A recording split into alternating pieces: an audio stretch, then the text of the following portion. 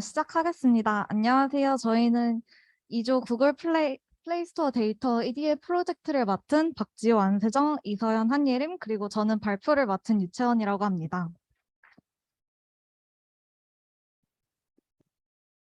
일단 목차를 설명해 드리겠습니다. 저희 목차는 먼저 데이터 소개, 데이터 전처리, 저희가 한 기초 분석, 그리고 카테고리별로 분석을 한 후 결론으로 전략을 제시하겠습니다. 먼저 데이터를 소개해 드리겠습니다. 저희가 받은 데이터는 두 종류이며 각각 앱 데이터와 리뷰 데이터를 받았습니다. 대표적인 변수들은 이 다음 슬라이드의 표와 함께 설명해 드리겠습니다. 지금 여기 앱 데이터를 보시면 먼저 맨 왼쪽에는 앱의 이름, 두 번째는 이 앱이 속해 있는 카테고리, 평점, 리뷰, 그리고 사이즈, 다운로드 수 등이 나와 있다는 것을 확인하실 수 있습니다. 두 번째로 받은 리뷰 데이터에는 앱 이름과 함께 영어로 번역된 리뷰들이 두 번째 칸에 두 번째 열에 써져 있고 이 리뷰들을 해석한 센티멘트 폴라리티, 센티멘트 서브젝티비티 값이 나와 있다는 것을 확인하실 수 있습니다. 이 데이터들을 전처리에 대해서 설명을 해드릴 건데 먼저 앱 데이터에 있는 널값들은 카테고리별로 평균을 구해서 대신하였으며 인스탈즈, 프라이스, 사이즈에 있는 열들이 조금 숫자형이 아니었기 때문에 뭐 단위가 다르면 얘네를 다 통일을 해준 다음에 숫자형으로 바꾸는 것을 진행하였습니다. 그리고 리뷰 데이터 표를 보시면 이렇게 한 행이 요 한 칸이 널값이면 그냥 싹 다 널값이라는 것을 확인하실 수 있어가지고 뭐 행이 널값이면 얘네들을 행 자체를 지우는 작업을 진행하였습니다. 그 다음에 저희가 한 기초 분석에 대해서 말씀드리겠습니다. 저희는 먼저 어플의 성공 전략을 찾는 것을 분석 목표로 잡았으며 어플의 성공을 결정짓는 요소로 다운로드 수와 리뷰 수를 잡았습니다. 이처럼 설정한 이유는 뒤에 분석과 함께 설명드리겠습니다. 일단 데이터를 정확히 살펴보기 앞서서 그냥 궁금해서 이거는 다운로드 수와 리뷰 수 상위 15개 앱을 추출한 것이고 그 다음에 이제 앱 데이터에서 열간 상관관계를 분석해 보았는데 여기서 우리가 주목해야 될 것은 리뷰 수와 인스탈즈입니다. 먼저 위에 주황색 칸을 보시면 인스탈즈랑 리뷰즈가 약 0.6의 높은 상관관계가 있다는 것을 확인하실 수 있고 여기서 약간 의외였던 점은 레이팅스랑 인스탈즈가 상관관계가 0.04로 매우 낮았다는 점입니다. 이를 통해서 막 평가가 좋다고 다운로드가 많이 되는 것은 아니라는 것을 알 수 있습니다.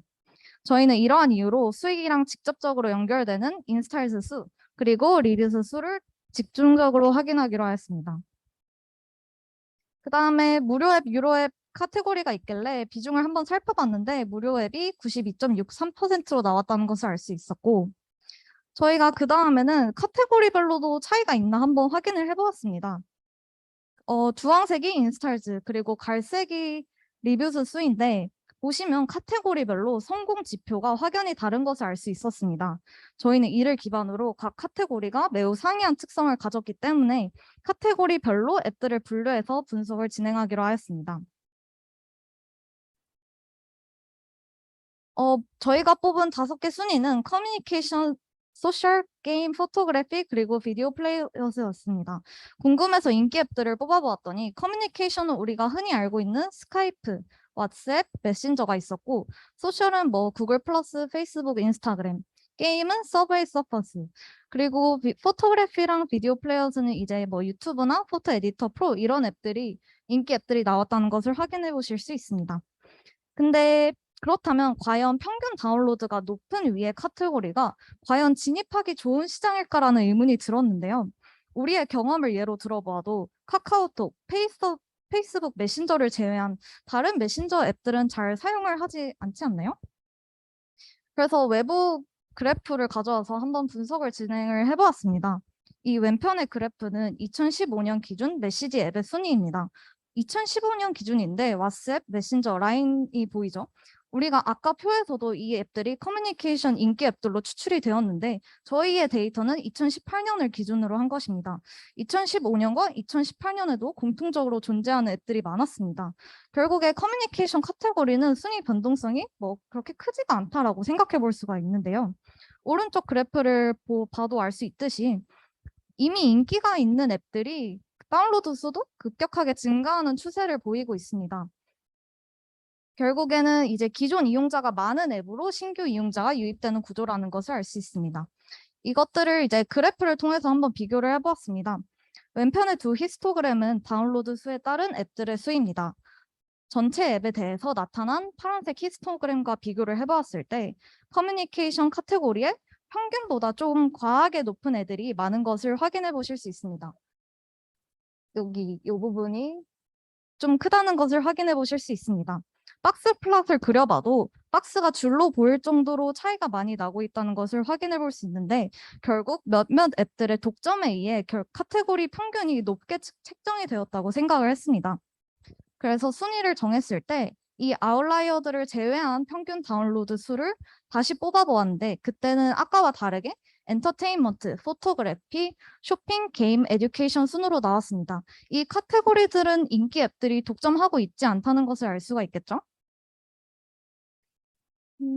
그리고 위에 5개의 카테고리를 이제 독점이 아닌 동시에 성공률이 높은 시장으로 생각되었기 때문에 이 카테고리들을 중점으로 분석을 해보기로 하였습니다.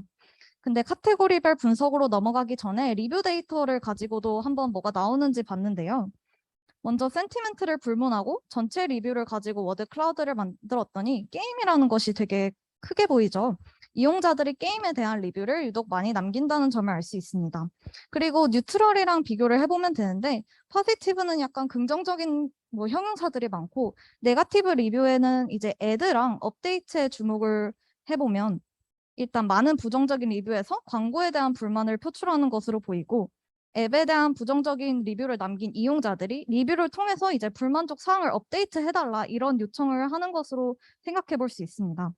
마지막으로 센티멘트 폴라리티가 0인 뉴트럴 리뷰에 대해서는 이제 이용자들이 리뷰를 쓰는 목적을 파악해 볼 수 있을 것이라 생각을 했는데요. 확인해 본 결과 니드, 업데이트, 프로블럼, 원트 등 앱에 대한 요구사항 및 피드백이 많았습니다. 저희는 이러한 점에 의거해서 향후 분석에서 리뷰 데이터를 이제 이용자들의 니즈로 해석하기로 결정하였습니다. 이제 카테고리별 분석을 해볼 텐데요. 저희가 아까 아웃라이어를 제외하고 5개 뽑은 것들을 중점으로 해보겠습니다. 먼저 엔터테인먼트 카테고리에서는 인스톨에 따른 가격 추이 그래프를 그려보았습니다. 상위 다운로드 어플들에는 유료 어플이 아예 없는 것을 확인해 볼 수 있는데 이는 가볍게 즐기는 엔터 어플의 특성상 무료 어플이 강세이기 때문이고 무료 어플로 시장 진입을 하는 것이 현명할 것으로 보입니다. 이제 어플을 개발자가 처음 만든다고 가정을 했을 때 시장을 공략하기 가장 좋은 카테고리 또한 엔터테인먼트라고 생각이 되는데요. 다운로드 수를 로그로 변환해 준 후 이거를 X축으로 설정을 하였습니다. 여기 밑에 보면 X축이 숫자가 이게 다 다르다는 것을 볼 수 있는데요. 엔터테인먼트 같은 경우에는 이제 엔터테인먼트 중에서도 하위권 앱들이 X축이 뭐 8 정도에서 머무른다는 것을 볼 수 있습니다. 그리고 다른 카테고리들을 살펴보면 이제 이거 엔터테인먼트였고 커뮤니케이션의 경우 -5에서 하위권 랩들이 분포를 하고 게임이나 툴은 뭐 0, 교육은 4에서 머문다는 것을 확인해 볼 수 있습니다. 즉 엔터테인먼트의 하위권 앱들의 다운로드 수조차 다른 카테고리들의 하위권 애들에 비해서는 좀 인스톨 수가 높다는 것을 확인해 볼 수 있는데요.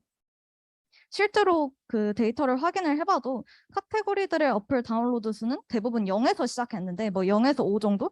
근데 엔터테인먼트 경우는 제일 작은 것도 만을 넘어갔습니다. 최소 다운로드 수가 작다는 것은 일단 해당 카테고리의 어플을 만들기만 해도 뭐 시작은 반이다라는 말이 있듯이 반은 간다는 것입니다. 다른 카테고리에 비해 다운로드 수를 쉽게 높일 수 있는 카테고리가 바로 엔터테인먼트가 아닐까 생각해 보았습니다. 그 다음에 엔터테인먼트의 리뷰 데이터로 워드 클라우드를 만들어 보았는데요.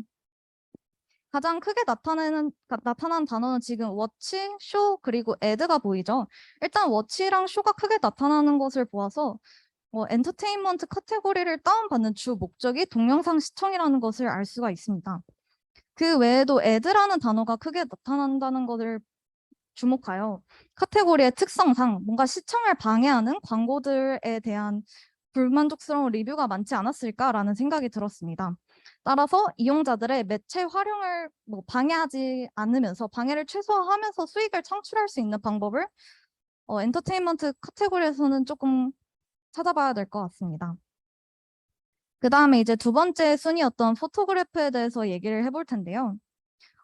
포토그래피는 두 개로 뽑았는데 워드클라우드는 상위권이랑 중위권을 뽑았습니다. 이 상위권은 아까 저희가 아웃라이어를 뽑았을 때 그 앱들로 가지고 만들었고요. 여기서 보면 대부분 다 비슷한데 중위권에 비해서 비디오라는 단어가 조금 크게 나온다는 것을 보실 수 있습니다. 저희는 이 포토그래피 앱에서 왜 비디오가 나올까라는 생각을 해보았는데요. 최근에 이 카테고리의 선두주자인 어도비 라이트룸도 사진 편집할 때 쓰이는 컬러 그레이딩 툴을 보존하면서 추가로 동영상 편집 기능까지 추가하였다고 합니다. 그리고 2022년 8월 기준으로 앱스토어에서 12위를 차지하고 있는 페이스튠이라는 앱이 있는데 이 페이스튠 2 에디터에서는 기존 사진 편집 기능을 확장하면서 얘도 비디오를 편집할 수 있는 기능들을 넣었다고 합니다. 페이스툰 2까지만 만들었는데 뜨거운 반응으로 아예 비디오만 편집할 수 있는 페이스툰 비디오라는 앱까지 만들었다고 합니다. 이를 통해서 저희는 이제 정리하면 사진 어플 업계 전반에서 좀 비디오 에디팅 기능을 확장 도입하는 것이 일종의 트렌드 같아 보였고 포토그래피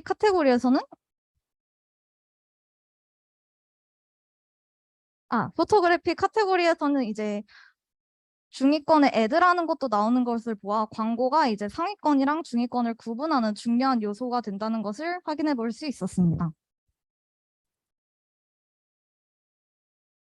세 번째로 쇼핑 카테고리에 대해서 얘기를 할 건데요. 일단 보시면 지금 그룹폰 이런 생소한 단어가 보이시죠? 얘도 상위권이랑 중위권을 비교해 보았는데 저희는 여기서 그룹본, 딜, 프라이스라는 키워드를 찾아낼 수 있었습니다. 그룹본을 찾아보니까 해외에서 되게 인기 있는 할인 혜택을 제공해주는 그런 앱이라고 합니다. 결국에는 그룹본, 딜, 프라이스가 많이 나와 있다는 것을 봐 쇼핑 카테고리에서는 할인 혜택이 다운로드 수를 높인다는 것을 확인해 볼 수 있었습니다. 그 다음에 저희가 되게 특이하게 생각했던 카테고리가 바로 게임이었는데요. 맨 처음에 평균 다운로드 수로 순위를 매겨도 3위였고 아웃라이어를 제외했는데 남아있던 유일한 카테고리가 바로 게임이었습니다. 결국에는 저희가 생각을 했던 게 게임 카테고리에 있는 앱의 경우는 대체로 인스톨 수가 높다고 생각을 했습니다.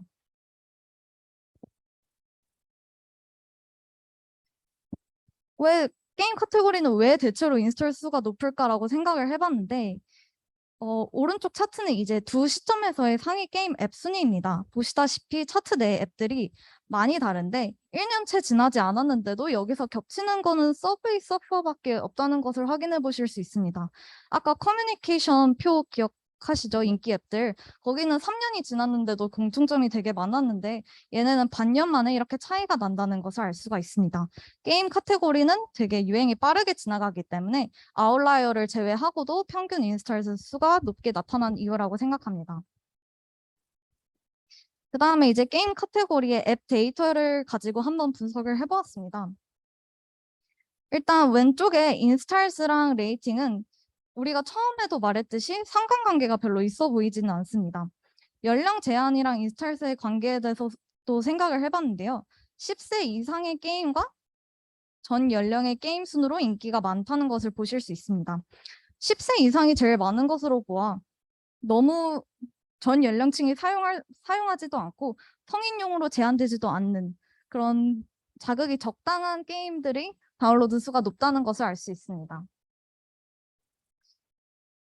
게임 앱들의 용량에 대해서도 한번 봤는데요. 왼쪽 그래프를 보면 인스톨스가 높은 앱일수록 용량이 크다는 것을 확인할 수 있습니다. 안드로이드 어플 크기의 평균이 지금 12MB인데요. 게임 어플 크기의 평균은 40. 그리고 상위권 게임 어플만 추출을 해보면 대부분 60MB 이상이라는 것을 알 수 있습니다. 타 카테고리들에 비해서 용량도 크고 그렇게 컨텐츠가 많다는 것을 확인해 볼 수 있고요. 그리고 다운로드 수 상위 10개 중 9개가 하이퍼 캐주얼인 거를 보아 용량은 큰데 어, 용량은 큰데 되게 튜토리얼 없이 쉽게 할 수 있는 게임들이 인기가 많다는 것을 알 수 있습니다. 시간 관계로 빨리 이렇게 페이지만 넘어갈게요. 에듀케이션 같은 경우는 이제 다른 앱들과 달리 평점과 다운로드 수가 굉장히 상관관계가 높다는 것을 보실 수 있고요.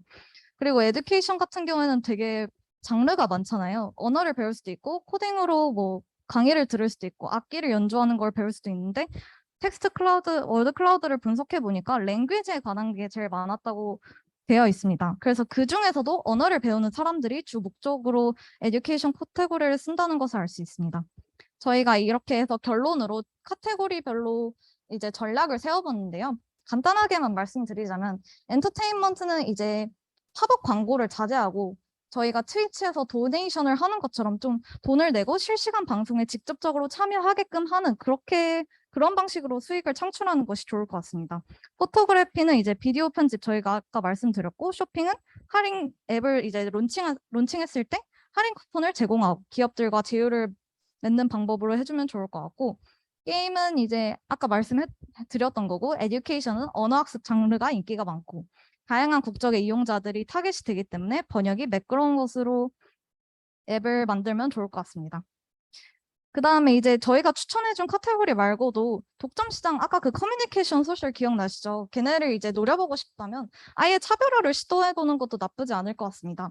우리가 그동안 커뮤니케이션이 독점이 되었던 이유가 원래 인기가 많던 앱들을 이제 다운받는 거였잖아요. 그래서 여기서 앱을 만들고 싶으면 다른 유저들의 수에 영향을 받지 않도록 만드는 것이 좋을 것 같습니다. 예를 들어서 커플끼리만 할 수 있는 거, 가족끼리만 이제 뭐 커뮤니케이션을 하고 싶을 때 사용할 수 있는 앱들을 만드는 것이 좋을 것 같습니다.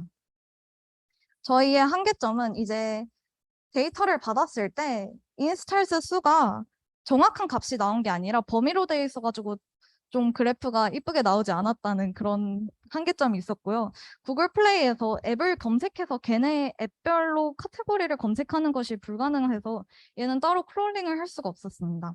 저희가 더 알아보고 싶은 점은 이제 혹시 국가별로 앱스토어 인기 차트가 다르지 않을까라는 것을 더 알아보고 싶었습니다.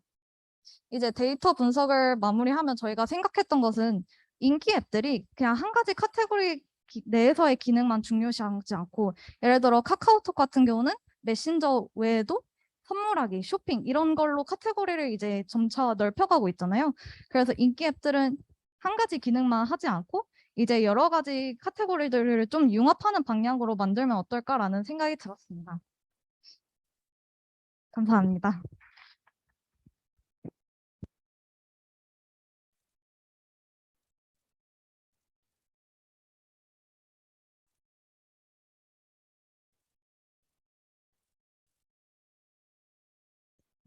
혹시 질의응답 있으실까요?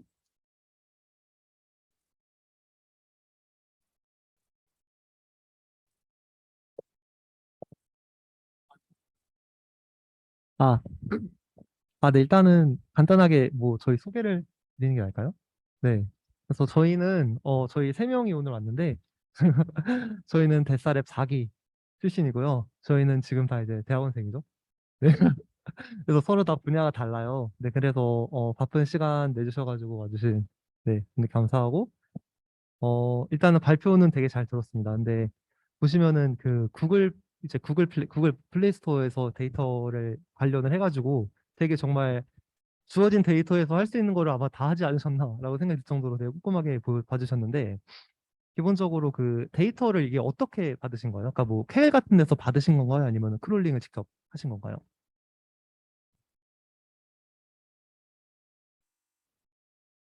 네. 그 맨 처음에 아마 데이터 소개해 주실 때 이게 이제 그러니까 어떤 타겟을 대상으로 한 데이터인지 아까 보시면은 그 커뮤니케이션 랩에서 카카오톡이 제일 아래였잖아요. 근데 이제 아마 한국 데이터 같은 경우는 이제 아무래도 카카오톡이 제일 위에 있을 것 같은데 이게 구체적으로 좀 유저의 풀이 어떤지를 좀 설명해 주셨으면은 약간 발표를 들었을 때 조금 더 좋았을 것 같아요. 네. 그리고 전처리 과정에서 이제 그 평균, 그 전처리 혹시 해주신 부분으로 넘어가 줄 수 있나요? 그 맨 앞쪽에 있었던 것 같은데.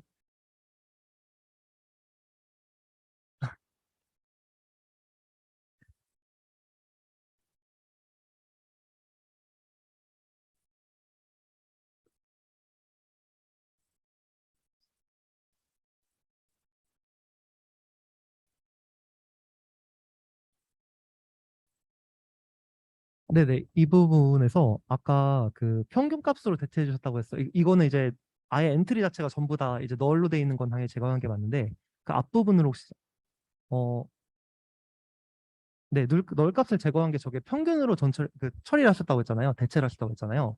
네, 근데 이제 그 평균으로 대체하는 사실 이 결측치 자체를 어떻게 처리하는지는 사실 이게 데이터 분석의 결과를 좀 바꿀 수가 있잖아요.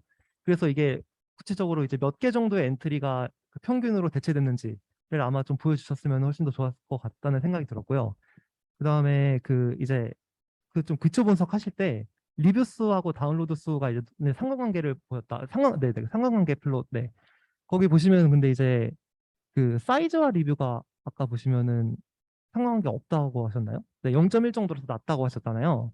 네. 근데 이게 이제 그렇다고 해서 사이즈랑 상관관계가 이제 리뷰랑 상관관계가 서로 전혀 연관이 없다고는 할 수가 없는 게 사실 이 상관관계라는 건 어떤 리니어한 그 이제 선형적인 그 트렌드만을 재는 거기 때문에 아까도 그 뒷부분에 그 바플롯을 그려주셨어요. 그 맨 뒤쪽으로 넘어와 줄 수 있나요? 네. 카테고리별 분석에서 그래프 그리신 거 있는데 네네, 이 부분이요. 그 인스톨에 따른 레이팅 보시면은 저게 저렇게 보면은 상관관계가 당연히 이제 리니어한 관계로 보면은 저게 중간점으로 이렇게 돼가지고 그러니까 중간점으로 이렇게 수렴을 해가지고 0처럼 보이는데 사실 저게 한 5만인가요? 을 기준으로 내려갔다가 쭉 올라가는 트렌드가 있잖아요. 네. 그래서 저거는 제가 볼 때는 저게 상관관계가 단순히 낮다고 해서 저 인스톨 수와 레이팅이 관계가 없다라고 하는 거는 제가 볼 때는 뭔가 좀 잘못된 해석이 아닐까라는 생각이 들었습니다. 네. 그래서 제가 일단 말씀드리면 그 부분인 것 같고, 마지막에 이제 분석의 결과를 바탕으로 구체적으로 이제 어떤 그 이제 일단 가설을 정의하신 다음에 이거를 분석의 결과를 바탕으로 이거는 이렇게 이런 이유로 이런 분석의 결과가 나을 것 같다라고 하신 부분은 되게 좋았던 것 같아요. 네, 그래서 발표 정말 잘 들었고 고생하셨습니다. 네.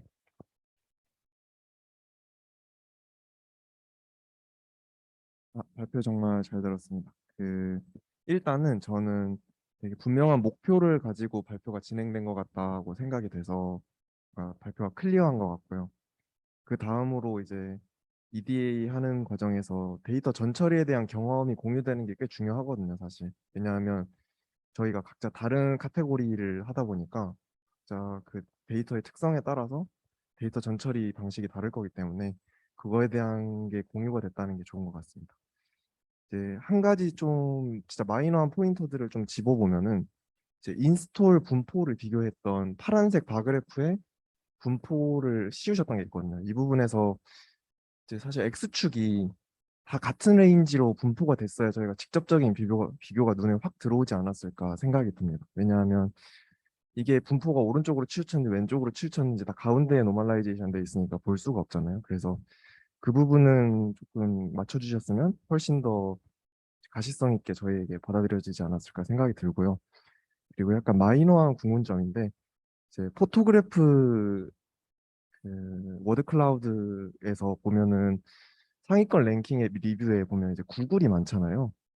근데 저희가 이제 구글 포토나 이런 거는 기본 앱이라서 굉장히 많이 깔리거든요. 그래서 그런 거에 의해서 아웃라이어가 생긴 게 아닐까라는 생각이 들어서 혹시 분석을 하실 때 구글이나 이런 거를 제거를 해서 뭔가 좀 더 객관적인 데이터 분석이 될 수 있도록 했으면은 다른 애들의 크기가 더 커져서 뭔가 더 많은 인투이션을 얻을 수 있지 않았을까라는 생각이 또 들었습니다. 그리고 이제 에듀케이션의 상관관계가 높다는 걸 보여주신 부분이 있었는데, 네, 사실 저는 여기에서 이게 왜 갑자기 그냥 이 그림이 들어갔나라는 생각이 좀 들었습니다. 왜냐하면 상관관계가 더 높다는 걸 보여주려면 다른 앱들과의 비교가 들어갔어야 다른 애들의 이제 상관관계를 비교할 수 있는 애들이 확 비교를 해서 다른 애들보다 더 좋다 이런 게 비교가 됐으면은 더 눈에 확 들어오지 않았을까라는 생각을 해봅니다. 발표 잘 들었습니다. 감사합니다. 저는 앞에 두 분께서 다 잘 말씀해 주셔가지고 따로 드릴 만한 코멘트는 없고요. 이건 또 정말 마이너한 부분인데 지금 X축들이 다 이렇게 세로로 기울여져 있잖아요. 저런 것들 앞에 보시면 뭐 텍스트 같은 것도 기울여져 있던 것들이 있었는데 그런 거를 그냥 엑스림에서 그냥 아예 지워버리시고 가로로 그냥 따로 입력하셔서 넣어주시는 게 이제 청자들로는 좀 더 잘 가시성이 좀 더 좋을 것 같습니다. 그 외에 카테고리로 나누어서 분석을 하셨거나 혹은 명확한 목표의식을 가지고 하시는 부분은 저도 되게 좋았다고 생각을 합니다. 감사합니다.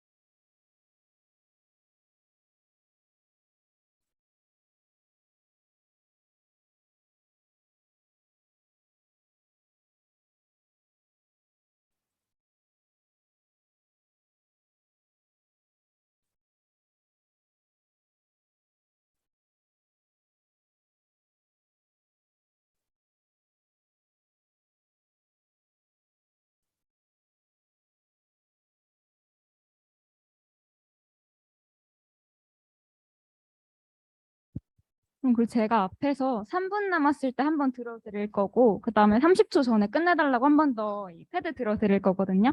그래서 그거 확인하셔가지고 이제 시간 안에 끝내주셨으면은 좋겠습니다.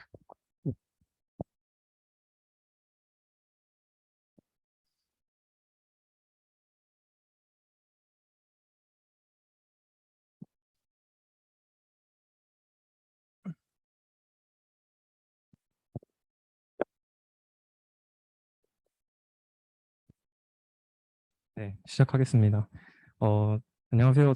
저희는 2대 5조 김영민, 백민준, 엄소은, 차혜준 그리고 발표를 맡은 8기 정건우입니다.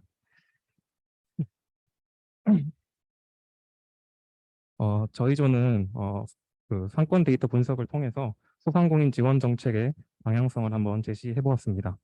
바로 시작하겠습니다. 먼저 목차입니다. 코로나19로 인한 소상공인의 피해와 최근 정부에서 발표한 소상공인 지원 정책에 대해서 일단 간단하게 알아보겠습니다. 다음으로 저희가 어떤 업종의 피해가 큰지 측정하는 코로나 피해 지수를 한번 만들어 봤는데요. 그 코로나 피해 지수를 바탕으로 이제 상권을 분석하고 정책 제언을 하게 됩니다. 그리고 마지막으로 한계점과 Q&A로 마무리하겠습니다. 이제 7월 25일 발표돼서 올해 9월부터 시행되는 소상공인 지원 정책입니다. 규모는 약 한 80조 원 정도 되고요. 세 개 파트로 나뉘어져 있지만 본질적으로는 대출 이자를 줄여주거나 상한 원금을 깎아주는 방식입니다. 이제 마치 이게 주사를 꼽듯이 자금을 이제 꽂아주는 느낌인데요. 아래에서 보시다시피 구체적인 지원 대상이나 아니면 지원금 분배 방식은 지금 이제 막 발표가 되고 있고 아직 구체적으로 발표는 안 된 것 같습니다. 네, 그럼에도 이제 소상공인 지원 정책이 이제 많은 비판을 받고 있습니다. 소상공인이 아닌 사람들 입장에서는 이제 내 세금으로 나의 세금으로 나랑 관련이 없는 곳에 이제 쓰는 것 아닌가라는 비판이 있고요. 뭐 100번 양보해서 그렇다 쳐도 이제 뭐 80조 원은 너무 많지 않나 뭐 이런 비판도 사실 있습니다. 그래서 저희는 이제 지역별로 혹은 업종별로 이 지원의 우선순위를 좀 매겨가지고 이 지원금이 합리적인 곳으로 가도록 조금 제언해볼 필요를 느꼈습니다. 이제 데이터를 보겠습니다. 변수가 39개 있고요. 이제 행 하나가 매장 하나인데 이제 서울 경기만 80만 개가 넘습니다. 그래서 다른 지역까지 하면 지금 몇백만 개가 되는 아주 큰 데이터라고 큰 데이터였습니다. 이런 데이터는 이제 지역에 따라서 17개 지역으로 나뉘고요. 업종에 따라서는 8개 업종으로 분류가 됩니다. 저희는 전처리 단계에서 이런 이 컬럼이 되게 많은데 이 불필요한 컬럼을 좀 제거를 하고 그다음에 지역별 그리고 업종별 매장 수를 이렇게 카운트해서 이제 데이터로 사용을 했습니다. 지역별 매장 수 변화입니다.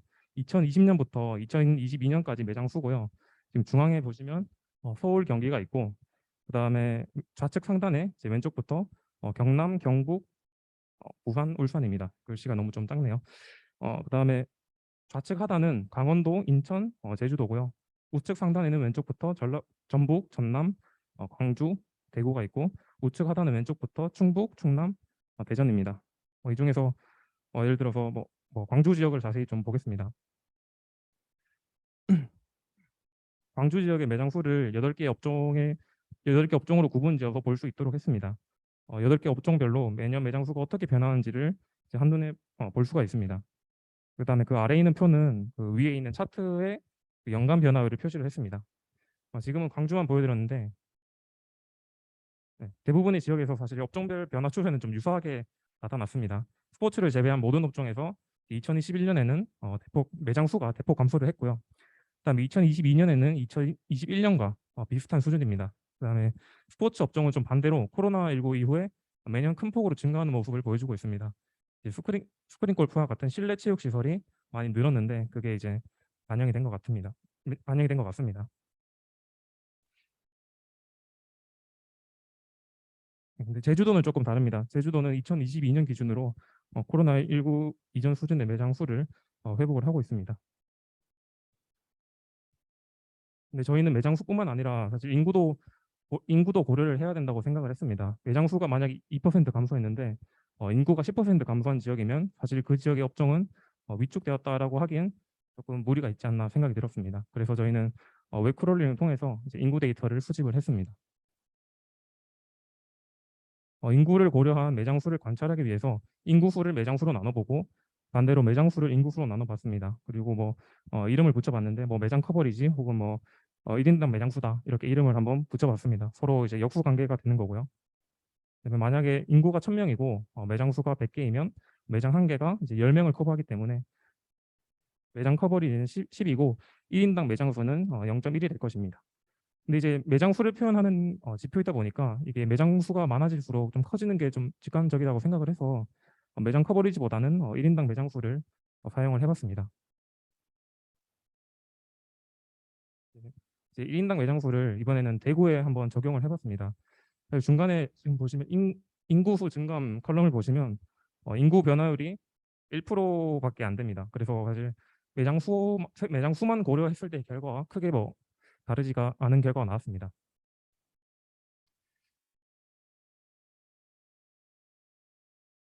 뭐 어쨌든 일단 1인당 이 매장 수를 2021년 1인당 매장 수 그 증가율과 2022년 1인당 매장 수 증가율을 이제 가중치를 곱해서 더해줍니다. 그다음에 그렇게 만든 지수가 코로나 단순 피해 지수라고 저희가 이름을 붙여봤습니다.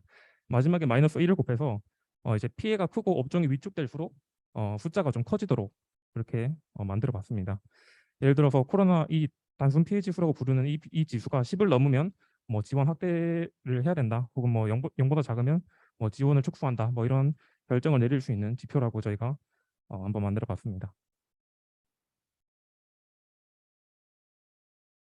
다시 대구로 돌아가서 2021년 1인당 매장수 증가율과 2022년 1인당 매장수 증가율의 30대 70의 가중치를 곱한 다음에 이제 코로나 단순 피해 지수를 계산을 해봤습니다. 그 결과 지금 속박이 마이너스 15인데 저게 마이너스가 지금 안 곱해진 것 같습니다. 사실 마이너스 곱했어야 되는데 그러면 속박이 지금 15고요. 스포츠가 마이너스 330이 나오는 겁니다. 그래서 결과적으로 숙박 업종이 1순위로 산출이 되어서 숙박 업종을 가장 우선적으로 지원을 해야 된다라는 결과가 나왔습니다. 모든 동일한 방식으로 모든 지역 그리고 모든 업종의 코로나 단순 피해 지수를 계산을 해서 한번 나타내봤습니다. 이제 빨간색에 가까운 그 지역의 업종이 이제 피해가 크니까 지원 확대가 필요하고 파란색에 가까운 지역은 피해가 적으니까 지원 축소를 좀 해도 된다 그런 것을 의미를 합니다. 1인당 매장 수 변화율의 관점에서 가장 아래에 있는 제주의 피해가 가장 작다고 나오고요. 업종별로 보면 두 번째 열에 있는 부동산 업종의 피해가 가장 작다고 나옵니다. 지원이 많이 필요한 곳은 오른쪽에 있는 열인 숙박 그리고 음식점 이런 것들이 지원이 많이 필요하다 이렇게 나옵니다. 결과적으로 히트맵으로 업종별로 본 결과 음식업이 지원 우선순위가 가장 높았고요. 그다음이 숙박업, 그다음이 소매업이었습니다. 부동산과 스포츠는 가장 후순위로 산출이 되었습니다. 근데 1인당 매장 수가 줄었다고 해서 업종이 위축된 건가? 그러면 지원이 필요하다고 할 수가 있는가? 이건 매출액도 고려해야 되는 게 아닌가라는 생각이 좀 들었습니다. 만약에 매장 수가 지금 2% 감소했고 인구 수가 변동이 없는데 매출이 20% 증가한 그런 지역의 그런 업종이라면 이게 위축되었다고 할 수가 있는가 그런 생각이 들어서 저희가 매출액도 좀 관찰을 할 필요가 있다라는 거를 좀 느꼈고요. 근데 이 매출액은 이제 카드사 데이터라서 좀 구하기가 어렵습니다. 일단 2020년까지는 매출액 데이터가 그 통계청에 있습니다. 그래서 2020년까지의 매출액 데이터는 뭐 수집을 할 수 있었는데 2021년과 2022년 매출액은 이제 추정을 할 수밖에 없었습니다. 이 매출액 추정을 위해서 소상공인진흥공단에서 매달 발표하는 소상공인 매출 지수를 활용을 했습니다. 소상공인 매출 지수는 이 소상공인진흥공단에서 카드사 데이터나 인구 뭐 이런 것들을 종합적으로 고려를 해서 산출을 하고 현재 2022년 데이터까지 나와 있기 때문에 간접적으로 좀 추정을 하는 데 사용을 했습니다. 저희는 매년 이 매출 지수가 작년 대비 얼마나 올랐는지 얼마나 내렸는지를 비례해서 매출액을 추정을 했습니다. 만약에 2020년에 매출 지수가 100이고 매출액이 뭐 1000억이다. 그러면 2021년에 만약에 매출 지수가 120이다. 그러면 매출액이 1200억일 것이다. 이렇게 추정을 했습니다.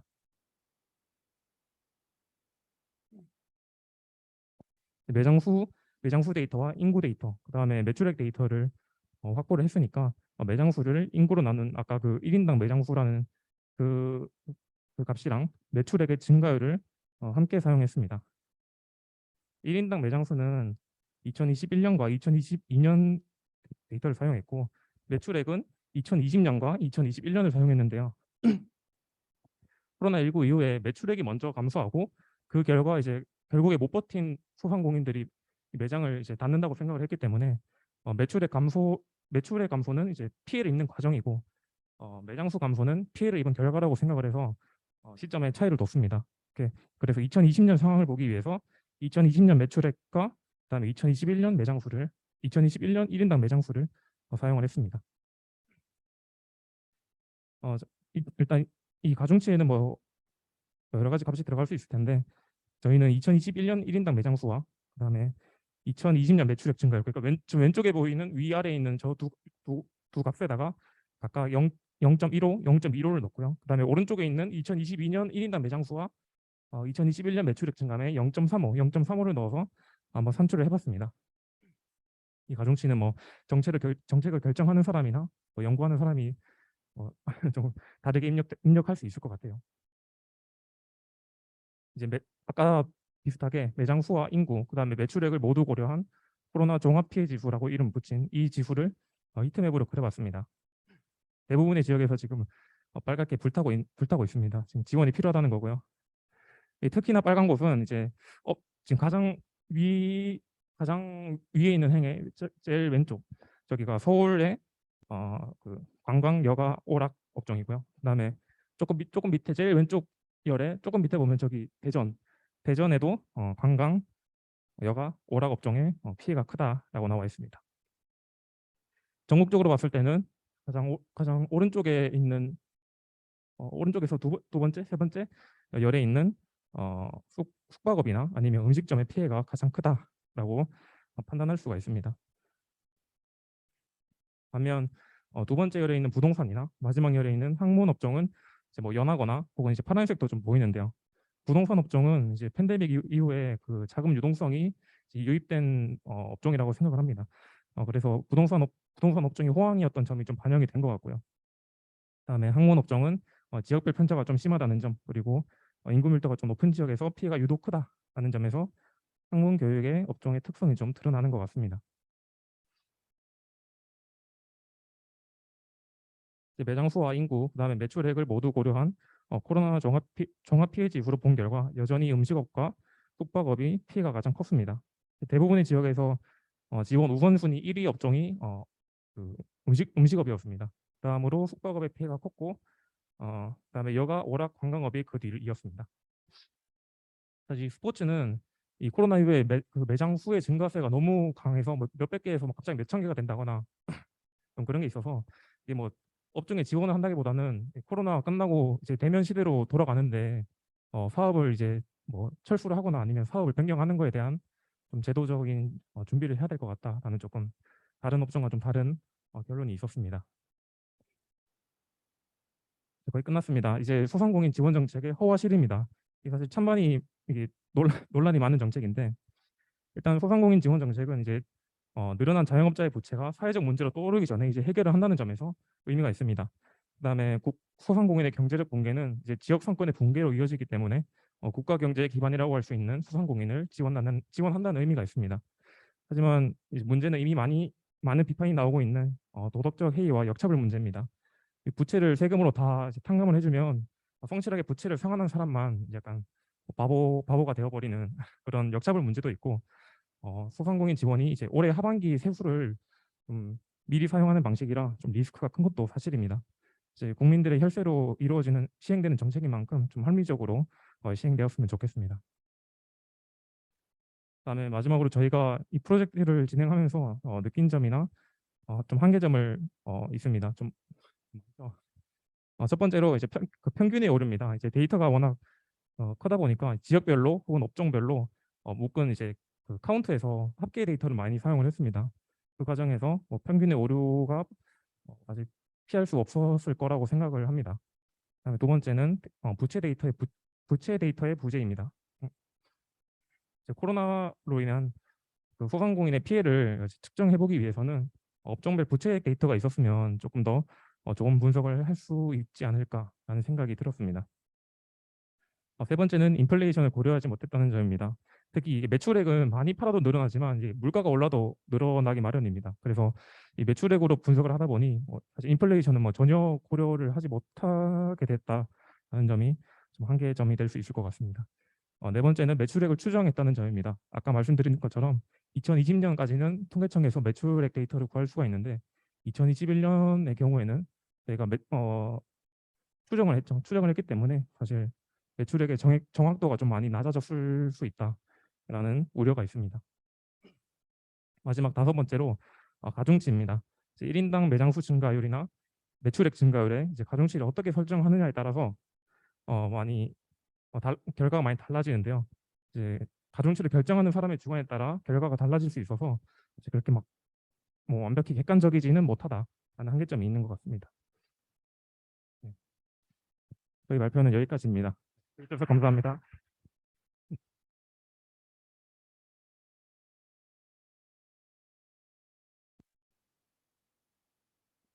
아, 네. 사실 이게 코멘트를 드리려고 했는데 그 마지막 부분에 네, 여기서 자아성찰을 너무 잘해주셔가지고 제가 말씀드리고 싶은 부분을 다 이미 말씀을 해주셨어요. 그래서 제가 뭐 크게 말씀드릴 게 없는 것 같은데 네, 저도 조금 약간 아쉬웠던 부분은 일단 발표 자체는 정말 너무 인상적이었던 게 사실 이게 이 소상공인 지원 정책이라는 게 이게 또 전 정부의 뭐 실패한 정책이다 아니면 성공 정책이다 말이 많잖아요. 네, 그리고 이제 이런 어떤 시사적 문제와 관련해서 사실 EDA 프로젝트를 의 주제를 이제 선정하시다는 게 너무 인상적이었고요. 그다음에 그래서 이제 한 가지 좀 아쉬웠던 점은 그 아까 말씀해 주신 가중치 선정 있잖아요. 저게 이제 혹시 그 식을 다시 한번 볼 수 있을까요? 네, 그러니까 저게 제가 보기에는 약간 그냥 일반 그냥 리니어 리그레션 형태, 약간 웨이티드 리니어 리그레션 형태의 그런 것 같은데 가중치를 이제 임의로 정하면 사실 저게 가중치에 따라서 결과가 되게 바뀔 수 있을 것 같아요. 그래서 뭔가 어느 정도 이제 가중치가 당연히 이제 뭐 사실 애독하게 선택할 수밖에 없는 부분이기도 한데 가중치에 대한 좀 명확한 어떤 저스티피케이션이 들어갔으면 훨씬 더 좋지 않았을까라는 생각이 들었고요. 그리고 제가 한 가지 되게 정말 인상 깊었던 점은 이제 주어진 데이터를 바탕으로 어떤 구체적인 지표를 이제 만드신 거잖아요. 네. 근데 그런 부분은 정말 제가 대단하다고 느낀 게 사실 주어진 데이터에서는 이제 주어진 데이터의 피처만으로는 볼 수 없는 부분들을 직접 이제 지표를 선정함으로써 사실 아까 히트맵이었나요? 네. 네, 저렇게 한눈에 직관적으로 볼 수가 있잖아요. 그래서 저 부분은 정말 대단하다고 생각이 들었습니다. 네. 그래서 저는 이상이고. 네.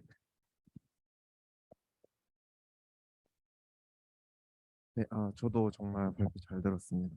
발표가 일단 되게 크롤링이나 여러 가지 외부 데이터를 활용해서 적절한 인덱스를 만들어 가지고 활용하신 부분이 되게 좋았고, 그리고 가중치에 대해서도 저는 되게 잘 가중치를 먹이셨다고 생각을 한 이유가 첫 번째 히트맵과 두 번째 히트맵에서 되게 저스티피케이션을 해줄 수 있는 부분이 있었어요. 왜냐하면 첫 번째 데이터를 보시면 그 히트맵을 보여주시면 그래서 제주의 예외 케이스가 제대로 드러나고 있죠. 그리고 두 번째 히트맵에서는 이제 세종시 같은 경우에 이제 관광여가 오락이 덜 피해를 봤을 수 있거든요. 그래서 그러한 부분들이 나름 그래도 잘 반영이 된 인덱스가 아니었나라는 생각이 듭니다. 그렇지만 이제 진짜 아쉬운 점을 한두 개 꼽아보자면 이제 저기 지역이 되게 라벨이 좀 안 보여서 조금만 더 키워주셨으면은 되게 직관적으로 히트맵이 훨씬 더 임팩트 있게 다가왔을 것 같다는 생각이 들었습니다. 그리고 이제 당연히 시사적인 주제라서 어쩔 수 없지만 제 결론은 데이터와 되게 관련이 없는 일반 시사적인 내용이 들어갔다. 그래서 뭔가 이걸로 해석을 한다기보다는 그냥 시사적인 내용이 정리된 결론이 아니었나 그런 생각이 듭니다. 발표 진짜 잘 들었습니다. 주제가 너무 되게 잘 선정이 된 것 같아서 되게 흥미롭게 잘 들었고요. 그 지금 가중치에 대한 이야기가 많은데 약간 가중치를 저렇게 어떻게 정해야 될지 잘 모르는 경우에 일반적이보다는 한 가지 사용할 수 있는 방법을 제가 알기로는 저 가중치를 랜덤하게 줬을 때 지금 보시면은 최종적으로 어떤 업종이 피해를 받았는지 몇 개 상위서 그 업종을 선정을 하셔가지고 지원이 필요하다라고 말씀하셨잖아요.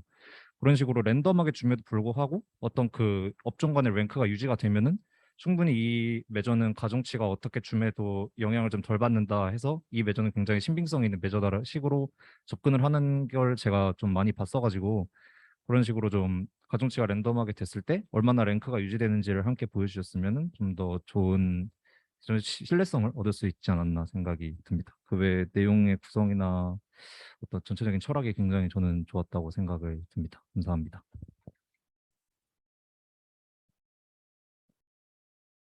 혹시 그 더 질문 있으신 분들 있을까요? 아, 네, 질문 해주시죠.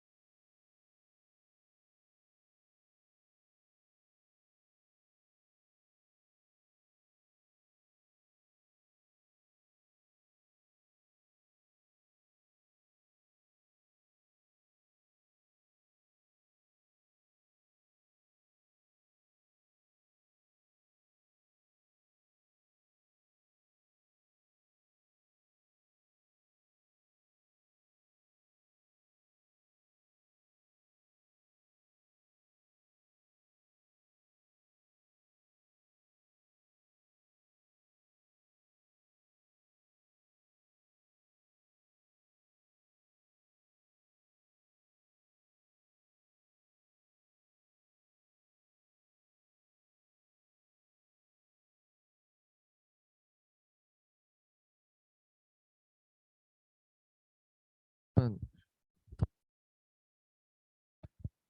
그 네, 그러면 그 저도 원래는 피드백이나 이런 게 아닌데 그냥 너무 잘 들었고 너무 약간 한마디 피드백을 하고 싶은 게 있어서 한마디만 하도록 하겠습니다. 그 우선은 제가 그 가중치에 대한 피드백을 해주셨을 때 저도 가중치를 어떻게 매기면 좋을지에 대한 의문이 있었는데 그 답변을 해주셔서 저 많이 배운 것 같고, 그거 말고는 이제 저희가 시각화를 조금 더 할 수 있었다면 뭔가 좀 더 명확하게 볼 수 있는 부분들이 있었을 것 같다라는 아쉬움 아니면 피드백이 있었던 것 같습니다. 그 뭐 우선순위가 1등부터 6등까지 그 이제 이렇게 적어주셨잖아요. 뭔가 이게 굳이 데이터 시각화는 아니긴 한데 그냥 시각화를 했다면 뭔가 좀 더 잘 보였다거나, 아니면 그 히트맵이 저 엄청 인상적이었는데 뭔가 그거를 이제 위도 경도 데이터가 있었던 걸로 기억해가지고 그걸 아예 지도로 그려가지고 보여줬어도 뭔가 한 번에 팍 임팩트가 있지 않았을까 하는 정말 자잘한 피드백이 있었습니다. 네, 감사합니다. 네, 그러면 그 다음 주 와서 준비해 주시면 감사하겠습니다. 고생하셨습니다.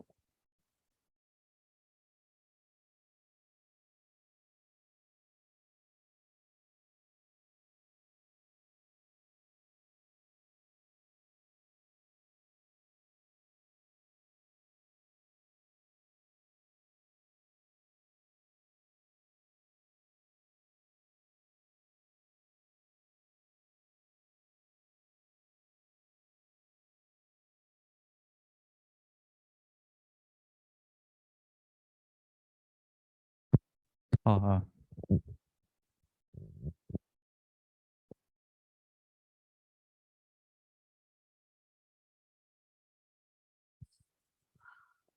네.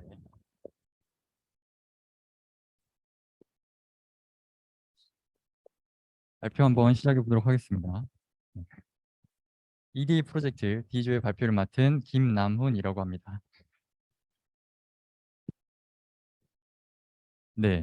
우선 여기 계신 분들 중에 누군가는 난 유튜브 한번 해봐야겠다. 네, 이렇게 생각하신 분들이 계실 거예요. 저희는 유린이들, 그러니까 유튜브 어린이죠. 이런 유린이들을 위한 유튜브의 초급 가이드가 바로 발표의 본 내용이기 때문에 앞서서 그런 생각을 하셨던 분들에게 많은 도움이 될 발표인 것 같습니다. 네, 진행하도록 하겠습니다. 일단 저희는 데이터에 대한 소개를 먼저 한 다음에 유린이를 모셔서 Q&A를 한번 나눠보고 그 다음에 이제 저희의 정리된 내용을 가이드라인 형식으로 전달을 해드리겠습니다. 그러면은 왜 유튜브에 관심을 가져야 되는가? 왜 유튜브에 참여를 해야 되는가? 먼저 설명을 해드릴게요. 한국인이 가장 오래 사용하는 앱이 바로 유튜브예요. 뿐만 아니라 최근까지도 2021년부터 뭐 2022년 최근까지도 유튜브의 이제 구독자 수 그리고 조회수가 엄청나게 상승하고 있어요. 특히 2017년에는 이제 50만 정도의 조회수가 나왔는데 2022년 최근에는 300만까지 조회수가 나오는데요.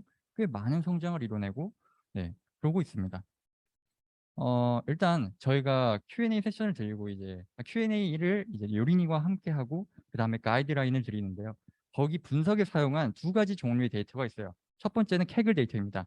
캐글 데이터는 뭐 유튜브 트렌딩 비디오 데이터셋으로 유튜브의 인기 탭에 있는 데이터를 200개의 영상, 동영상 데이터를 매일 이렇게 제공을 합니다.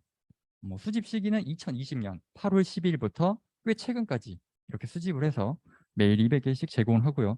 이 데이터를 한번 살펴보면 뭐 영상의 이제 이름이나 아니면 그 영상을 만든 채널의 이름, 뭐 영상의 길이, 뭐 영상의 길이는 안 나오고 아무튼 그리고 뭐 영상의 조회수, 좋아요 수, 싫어요 수, 뭐 댓글 수 이런 게 나오는데 뭐 여기 있는 데이터가 부족한 게 많아요. 아까 말씀드렸던 영상 길이도 없고 뭐 그렇기 때문에 인기 동영상뿐만 여기 있기 때문에 저희는 뭐 두 번째 데이터인 크롤링을 해서 데이터를 더 수집을 하였습니다. 이 크롤링 데이터 같은 경우에는 앞서 캐글에 있었던 그 인기 영상을 만든 채널 2,800여 개를 모아가지고 그 채널에 각각 들어가서 90개씩 동영상을 최신 동영상을 가져왔습니다.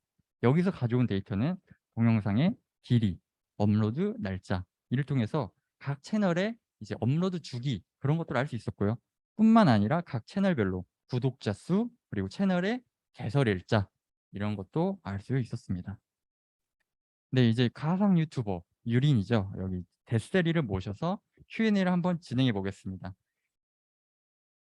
이제 왼쪽 상단에 보시면은 데스리가 질문을 하고요. 제가 이제 답변을 하는 식으로 진행해 볼까 해요. 첫 번째로 인기 동영상에 올라간 채널의 구독자 수와 개설 연도가 궁금하다고 합니다.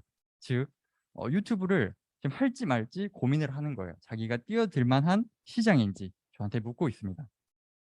왼쪽 그래프를 보시면은 100만 이하의 구독자를 갖는 이제 유튜버들이 대부분입니다. 그리고 최근에 인기 영상에 올라간 채널들은 최근에 만들어진 채널이에요. 이게 무슨 의미냐 하면은 그러니까 고인물 시장이 아니라는 거죠. 뿐만 아니라 그 유튜브 구독자 수가 매우 많은 그런 괴물들이 없다는 겁니다. 따라서 이제 데세리한테 충분히 참여할 만한 시장이 유튜버 시장이다. 이렇게 말씀드릴 수가 있고요. 그러면은 데세리가 이제 시작한다고 마음을 잡았으면은 어떤 카테고리를 저희가 추천해 드릴 수 있느냐. 여기에 대해서 이제 다뤄볼 건데요. 인기 영상 카테고리 분포는 이 파이 차트와 같습니다. 엔터테인먼트가 35% 정도로 엄청 많고요. 하지만 저희가 강조하고 싶은 거는 15%를 차지하고 있는 피플앤 블로그입니다. 이 이유는 엔터테인먼트 같은 경우는 엠넷, SBS, KBS 막대한 자본과 막대한 인력이 들어가요. 그래서 유린이들이 참여하기에는 뛰어들기에는 매우 어려운 카테고리인 거죠. 뿐만 아니라 이제 인기 동영상에 오랫동안 머무르는 게 바로 피플앤 블로그입니다. 여기 보시면은 1일, 3일, 6일, 10일 이렇게 각 이제 파이 차트 어느 정도의 카테고리가 차지하는가 이렇게 보면 돼요. 점점 피플앤 블로그의 비중이 커집니다. 이게 무슨 의미냐면 피플앤 블로그 카테고리에 이제 영상만 잘 만들면 10일 이상 계속 인기 그 영상에 올라가기 때문에 그걸로 구독자 수를 많이 모을 수 있다 그겁니다. 특히 유린이들과 같이 이런 신생 채널은 구독자 수를 많이 모으는 게 중요하기 때문에 이렇게 오랫동안 머무는 것도 중요하겠죠. 네, 그러면은 이제 유튜브의 컨텐츠로 들어가서 요즘 유행하는 게 뭔가 한번 살펴봅시다. 여기 이제 키워드 분석을 저희가 한번 해봤는데요. 딱 보시면은 좀 복잡합니다. 그래서 저희가 추천드렸던 피플앤 블로그의 카테고리를 연도별로 나눠서 연도별로 어떤 변화가 있었는지 트렌드를 살펴보았어요. 보시면은 꾸준히 인기 있는 먹방, 그리고 2020년 이후에 새로 떠오른 일상과 브이로그, 이거를 이제 데스리가 하면 되겠죠. 그리고 또 이제 추천해드릴 카테고리가 바로 필름 앤 애니메이션입니다. 필름 앤 애니메이션은 마찬가지로 분석을 해보면 2020년 이전에는 대중적인 애니메이션 영화, 어벤져스, 블리치가 이제 이런 것들이 유행이었는데요. 키워드로. 2020년 이후에는 개인이 만들 수 있는 필름 앤 애니메이션, 즉 짤툰 같은 게 이제 유행이 되었습니다. 네, 이제 데스리가 저희가 이제 설명한 걸 토대로 영상을 만들었다고 치자고요. 그러면 이제 영상 길이는 어떻게 편집을 하는 게 좋을지, 그리고 업로드의 시기, 업로드의 주기는 어떻게 되는지 한번 알아보도록 하죠. 유튜버들은 영상 길이를 어떤 영상을 많이 공급하는지 한번 알아봅시다. 즉 공급자 측면이죠. 이렇게 이제 0분부터 20분의 영상에 대한 이 빈도를 봐보면은 유튜버들은 3분의 영상을 꽤 많이 공급을 합니다. 근데 재밌게 여기 극단적으로 이렇게 나타나는 8분이 있어요. 이걸 더 자세히 살펴보기 위해서 7분에서 20분을 잘라서 이것만 다시 봐봤습니다. 보시면은 여전히 이게 잘 보이죠? 근데 재밌는 게 여기 10분 때도 약간 있는 게 보여요. 이게 무엇 때문이냐 하면은 바로 유튜브의 미드롤 광고 정책 때문입니다. 여러분이 오른쪽 화면과 같이 유튜브를 보고 있을 때 가운데에 뜨는 이런 것들이 바로 미드롤 광고입니다. 유튜브는 8분이 넘어야 이 광고를 두 개를 넣을 수 있도록 합니다. 광고의 개수가 이제 수익과 연결되는 유튜버 입장에서는 7분 50초짜리 영상을 이제 7분 59초짜리 영상을 만드는 것보다는 8분 1초, 조금이라도 8분을 넘겨서 광고를 이제 넣는 거죠. 그래야 수익과 직결이 되기 때문입니다. 그러면은 10분이 무엇인가? 여기 있는 10분은 왜 나타나는가 궁금할 수 있는데요. 2020년 9월에는 이 미들 광고의 기준이 바로 10분이었습니다. 따라서 이제 과거에 만들었던 영상의 데이터가 반영된 것으로 보이죠. 이외에도 뭐 0분에서 7분 이전에 살펴봤던 3분 정도의 3, 4분 정도의 많이 이제 공급을 하는데요. 뭐 뮤직비디오, 음원 이게 뭐 그 이유가 될 수는 있지만 직접적인 이유는 아닌 것 같고요. 수요와도 관련이 있습니다. 즉 우린 공급자 측면을 다뤘기 때문에 뒤에서 수요를 다룰 건데 이에 대해서 뒤에서 설명을 해드리도록 하겠습니다. 근데 여기서 재밌는 건 바로 30초, 1분에 갑자기 이렇게 튀어나온 겁니다. 그 이유는 뭐 여러분들이 들어봤을 만한 이런 채널들이 있는 것 같이 요즘 추세가 짧은 영상이기 때문에 유튜버들도 이를 인지하고 이렇게 공급을 한다는 겁니다. 뭐 12분이 넘는 영상들은 유튜버들이 공급을 이제 안 하고요. 네, 뭐 그리고 결론적으로 여러분들이 영상 길이 공급에 대해서 아셔야 되는 거는 단 두 가지입니다. 요즘 짧은 영상, 1분대 영상을 많이 만들고 있다. 그리고 수익 때문에 8분 영상이 매우 많이 이제 공급이 되고 있다. 이렇게 보시면 될 것 같아요. 이제 저희가 현 상황에 대해 알았어요. 현재 이제 유튜버의 영상 길이가 어떻게 돼 있는지 살펴봤는데 과거부터 지금까지 어떻게 변해왔는지 알아야 약간 현재에 대해서 조금 더 이제 이해를 할 수 있겠죠. 그래서 최근 1년 사이에 영상 길이가 어떻게 변화했는지 살펴봅시다. 차례대로 평균 중앙값 최빈값인데요. 여기 오른쪽에서 왼쪽으로 올수록 점점 최신과 가까워집니다. 이렇게 봤을 때 평균 같은 경우에는 이제 12분에서 16분으로 높아지긴 했는데 중앙값이 8분 그리고 8분이다가 1분 이렇게 됐습니다. 즉 1년 사이에는 압도적으로 8분이 많을 것이다. 그리고 최근에는 확실히 1분 영상이 대세이다. 이렇게 볼 수 있을 것 같아요. 그리고 3년 전부터 이 1년 전까지 이렇게 보면은 거의 이제 8분의 모든 대표값들이 8분의 이제 회귀하는 모습을 볼 수 있습니다. 뭐 이때는 아직 짧은 영상이 유행이지 않았으니까 8분으로 이제 다 모두 회귀가 된 걸로 볼 수 있죠. 그러면 이제 유튜브 길이에 저희가 공급자 측면을 살펴봤으니까 유튜브의 이제 시청자들은 어떤 영상, 어떤 길이의 영상을 많이 소비하는지 한번 알아봅시다. 이렇게 보시면은 유튜브 시청자들은 3, 4분의 영상을 엄청 극단적으로 선호를 해요. 그래서 수요와 공급을 비교를 해서 살펴보면은 왼쪽에 이제 공급자 측면은 8분에서 10분 영상을 많이 공급을 합니다. 하지만 3분과 5분에는 소비자들이 너무 많이 수요를 해요. 즉 수요와 공급이 어긋나는 지점이 생긴 것이죠. 따라서 유튜브를 처음에 시작하는 분들은 구독자들을 많이 모집하는 게 광고의 수익보다 먼저기 때문에 수요가 이제 공급보다 훨씬 많은 3분에서 5분짜리 영상 길이의 3분에서 5분 길이 영상을 만드는 것을 추천을 드립니다. 뭐 이제 전체적으로 영상 길이를 살펴봤는데 카테고리별로 좀 나눠봅시다.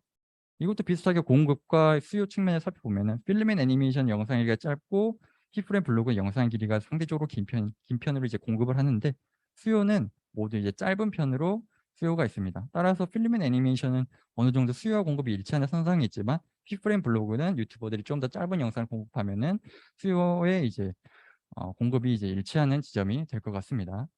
그러면은 이제 영상 길이에 대한 것은 어느 정도 끝났고 업로드 시기에 대해서 말씀드리겠습니다. 유튜버들은 18시 그러니까 저녁 6시에 많은 물량의 영상을 쏟아내요. 이 카테고리 두 개로 봤을 때 피플 앤 블로그는 6시부터 8시까지 이렇게 많이 필름 앤 애니메이션은 6시이기 때문에 이를 고려하셔서 다른 유튜버들과 같이 영상을 업로드하시면 좋을 것 같습니다. 업로드 주기 같은 경우에는 뉴스 앤 폴리틱스는 빠른 소보가 필요하기 때문에 짧은 주기를 가지고 피플 앤 블로그는 좀 긴 영상의 주기를 가집니다. 이건 평균적으로 2.3일이기 때문에 여러분들이 이걸 고려하셔서 업로드를 해줬으면 합니다. 이제 데스리 질문이 끝났는데 저희는 여기 데스리 위한 팁을 드릴게요. 데스리가 앞으로 돼야 할 이 신생 채널의 특징에 대해서 말씀을 드릴게요. 신생 채널이란 채널을 생성하고 1년 이내에 인기 동영상을 배출한 채널입니다. 보시면은 신생 채널 카테고리는 피플 앤 블로그가 많아요. 이전에는 엔터테인먼트가 엄청 많았죠. 하지만 피플 앤 블로그가 차고 왔습니다. 그리고 필름 앤 애니메이션. 이전에는 필름 앤 애니메이션이 보이지도 않았는데 필름 앤 애니메이션이 나타나게 되었습니다. 그 이외에도 뭐 연예인들 급상승 신생 채널 중에서 연예인을 제외하고 보면은 조회수도 50만 이내이고 구독자 수도 25만 명 이내이기 때문에 뭐 충분히 뛰어들 만한 신생 채널이지만 충분히 뛰어들 만한 그런 시장이다. 그렇게 할 수 있습니다. 그리고 이제 데스리가 만족하는 얼굴을 짓고 있는 걸 보니까 발표가 끝날 때로 다가온 것 같고요. Q&A를 마무리를 짓고 이제 저의 가이드라인을 정리해서 말씀을 드릴게요. 영상의 길이는 수요 공고의 법칙에 따라서 3분의 길이의 영상을 추천드리고 업로드 시간 간격은 공급자들이 많이 하는 저녁 6시 그리고 평균 2.3일에 고려해서 하시면 될 것 같고요. 카테고리 같은 경우에는 필름 앤 애니메이션, 피프렘 블로그를 저희가 말씀드린 두 가지 여러 가지 특징을 고려하셔서 영상을 만드시면 될 것 같습니다. 네, 이게 프로젝트 D조 이제 유린이들을 위한 채널 가이드, 초급 채널 가이드를 마무리하려고 하는데요. 저희가 Q&A 세션을 같이 진행한 그 데스리가 영상을 만든 게 있다고 해서 그거 하나를 보고 이제 마무리를 짓도록 하겠습니다. 네, 이제 발표를 마치겠고요. 네. 들어주셔서 감사합니다.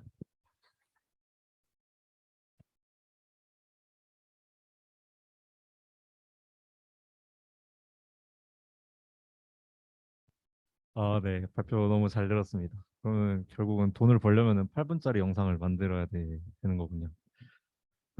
전체적으로 발표가 너무 잘 정리되어 있어가지고 이해하기 되게 좋았고, 그리고 되게 결론도 저희 직관과 잘 부합하는 것 같아서 굉장히 좋은 내용이었던 것 같습니다.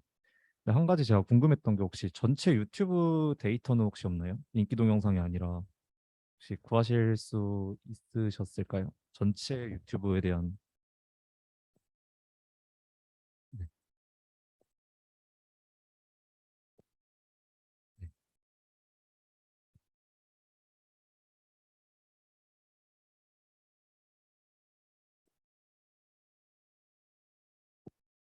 네.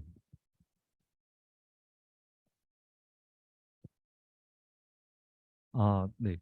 제가 이 질문을 드린 이유가 지금 가지고 계신 데이터가 인기 유튜브에 대한 데이터잖아요.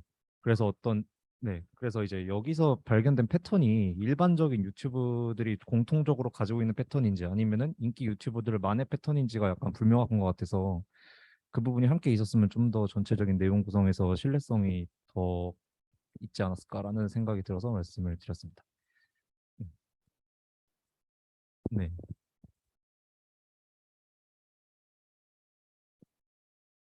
네.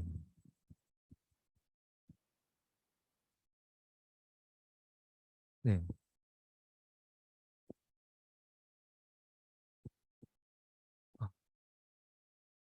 네. 네. 되게, 대단하시네요. 그 외에는 다 너무 좋았던 것 같습니다. 네, 감사합니다. 네. 발표를 굉장히 잘하시네요. 일단 발표 구성 자체가 너무 재밌었고, 대세리가 이제 얼마나 인기 유튜버가 되는지 제가 꼭 보겠습니다. 이제 저도 이제 뭐 중요한 부분은 다 선우가 짚어주셔서 딱히 말씀드릴 건 없는데, 간단하게 하나만 이제 코멘트를 해드리자면은 27쪽 혹시 돌아가 주실 수 있나요?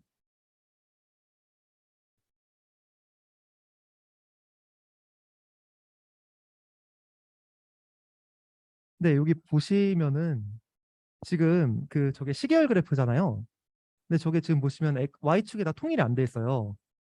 그러니까 이게 시계열 같은 경우는 제가 볼 때는 0부터 시작해야 될 것 같은데, 저게 왼쪽 같은 경우를 저게 만약에 그 축이 Y축 자체가 0부터 시작한다고 하면은 저게 저렇게 급격하게 떨어지는 모습이 아니라 조금 더 이렇게 평평해질 것 같거든요. 네. 그래서 이제 저렇게 서로 다른 시계열을 뭔가 비교하는 분석 결과를 제시하실 때는 이제 축을 뭐 이제 그 축에 맞춰가지고 뭐 보통은 0이겠죠? 네, 그래서 축을 다 통일해 주시는 게 아마 조금 더 네, 좋을 것 같아요. 그래서 저는 어떤 시계열을 본다는 건 사실 어떤 시계열적인 트렌드를 본다는 건데, 그 트렌드 자체가 이렇게 보면 되게 엄청 급격하게 변한 것 같은데, 사실 이게 동일한 스케일에서 비교를 하면 조금 더 이게 네, 효과가 작아질 수 있기 때문에 그 부분만 조금 보충해 주시면 전체적인 발표는 너무 괜찮았던 것 같습니다. 네. 네, 발표 너무 잘 들었습니다. 되게 재밌었고 그 발표 자료도 되게 디테일이 많더라고요. 열어보니까 가젯 광고도 아래 이렇게 중간중간에 나오고 그래가지고 되게 디테일도 있었는데, 저도 안 그래도 이 시계열 그래프에 대해서 이야기를 해보고자 했던 거는 이제 약간 확 봤을 때 방향이 X축 방향이 반대로 뒤집어져 있어야 되지 않나. 어떻게 하면은 어떻게 변했다가 보이려면 시계열 그래프니까 반대 방향이 됐어야 되는데 반대로 돼 있으니까 순간적으로 이게 뭐지? 이렇게 받아들였고, 그리고 이제 스케일 조정하는 거는 저거는 이제 8에서 9가 저렇게 탁 되는 거는 사실 조금 이런 거에 민감한 사람들은 이거 조작 아니야? 이렇게 생각할 수도 있으니까 네. 좀 민감한 부분인 것 같습니다. 감사합니다.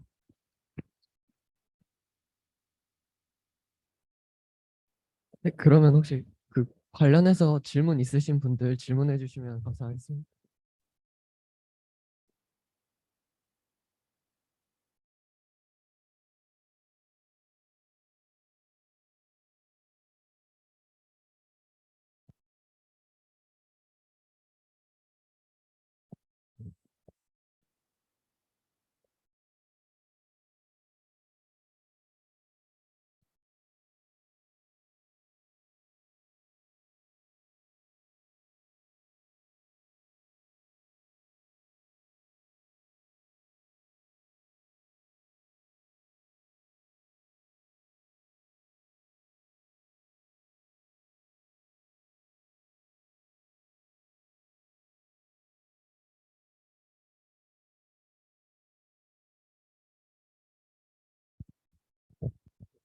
또 있으실까요?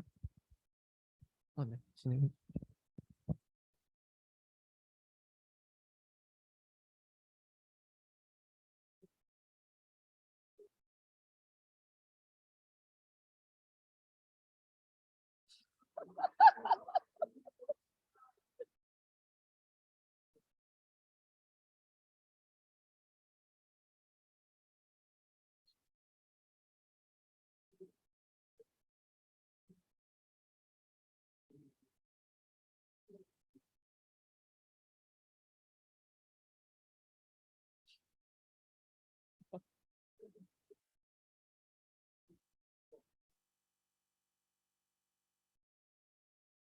네, 또 혹시 또 질문 있으신가요?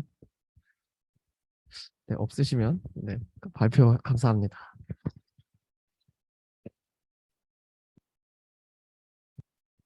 네, 그러면 다음 주 나와서 발표해 주시면 감사하겠습니다.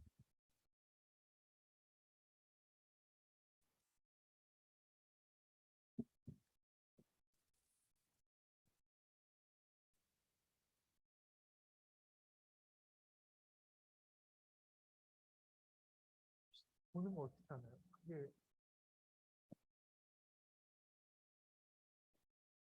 이건가요?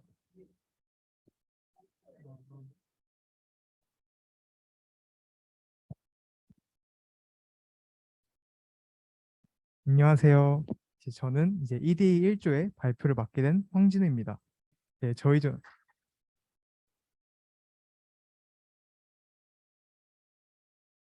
조는 이제 심리 성향 데이터를 활용하여서 인간의 성격은 변화할 수 있을까를 주제로 EDA 프로젝트를 진행했습니다. 자, 본론에 들어가기 앞서서 먼저 목차부터 소개하도록 하겠습니다. 먼저 데이터와 주제 선정 과정에 대해 소개를 했고, 그 다음에 데이터 분석 결과와 결론에 대해 설명한 후 마지막으로 한계점과 출처에 대해 말하며 마무리하고자 합니다. 먼저 데이터 소개부터 하도록 하겠습니다. 저희의 데이터는 영문 웹사이트에서 전 세계적으로 진행한 심리 테스트에서 얻은 데이터입니다. 저희 데이터는 크게 네 가지로 분류를 할 수 있는데요. 일단 첫째로 성격 특성, 그리고 마키아벨리 테스트 응답 내용과 응답 시간, 그리고 이제 응답자의 사회 인과학적 특성으로 이제 연령대, 교육 수준, 종교 등의 내용을 담고 있습니다. 마지막으로 이제 단어의 정의를 묻는 질문입니다.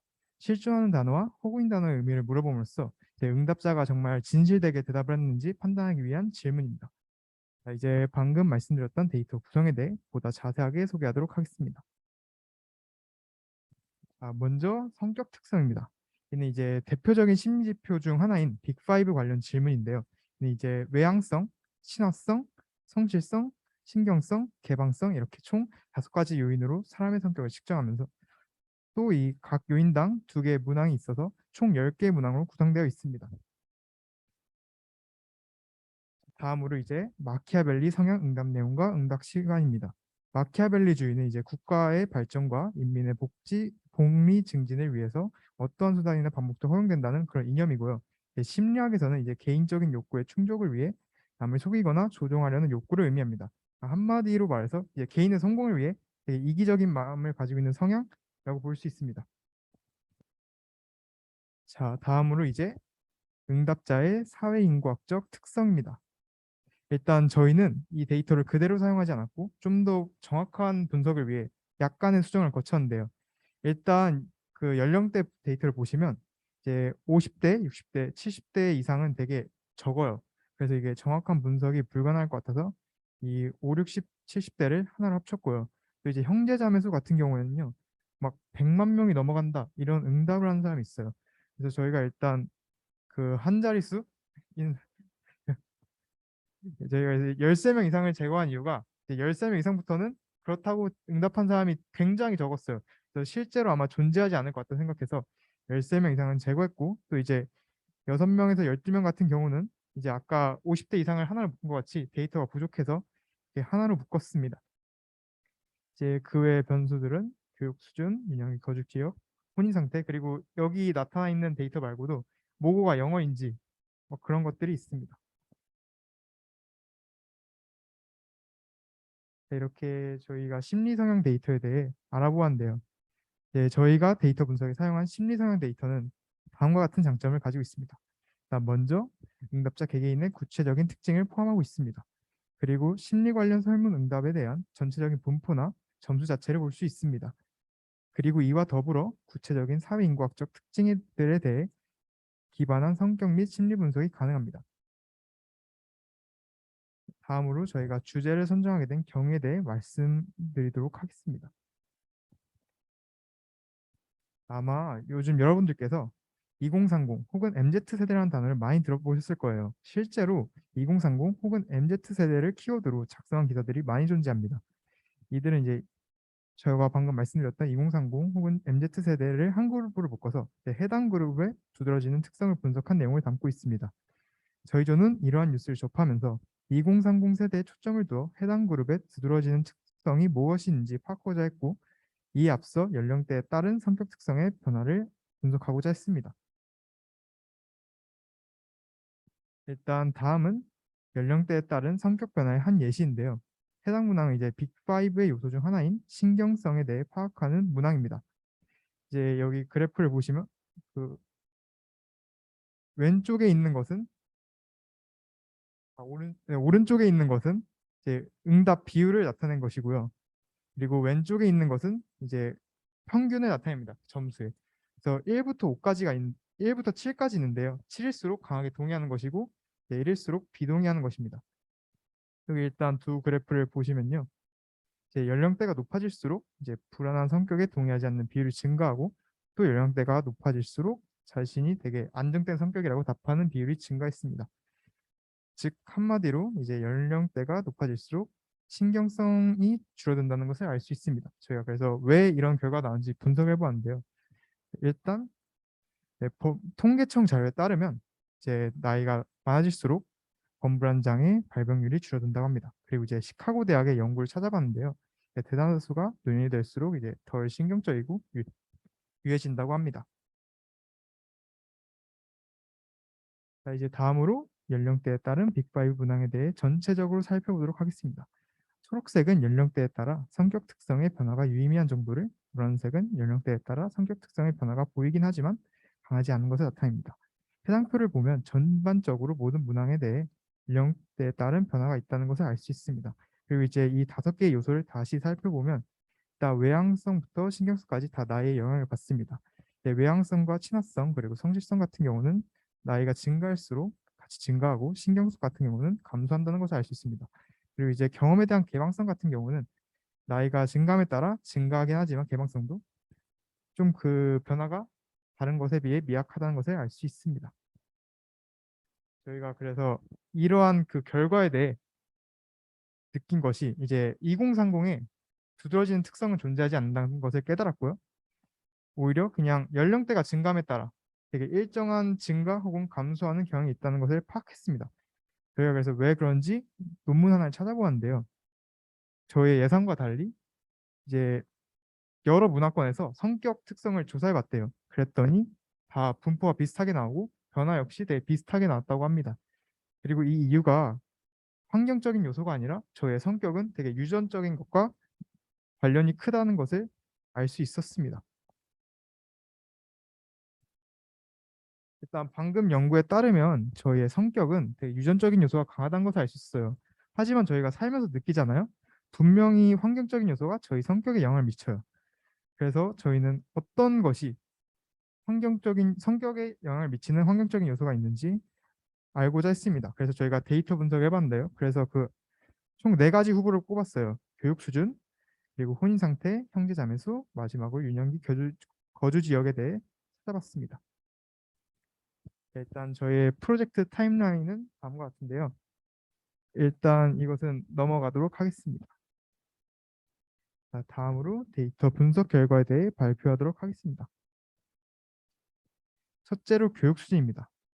일단 해당 내용 설명에 앞서서 빅5 문항에 대해 다시 설명드리자면 1부터 7까지 있는데 이제 7에 가까울수록 되게 강하게 동의하는 것입니다. 여기 표를 보시면 그 응답 비율을 나타낸 표는 위로 올라갈수록 학력 수준이 증가하고 이제 평균 점수 나타낸 그래프는 오른쪽으로 갈수록 왼쪽으로 갈수록 평균 점수가 올라갑니다.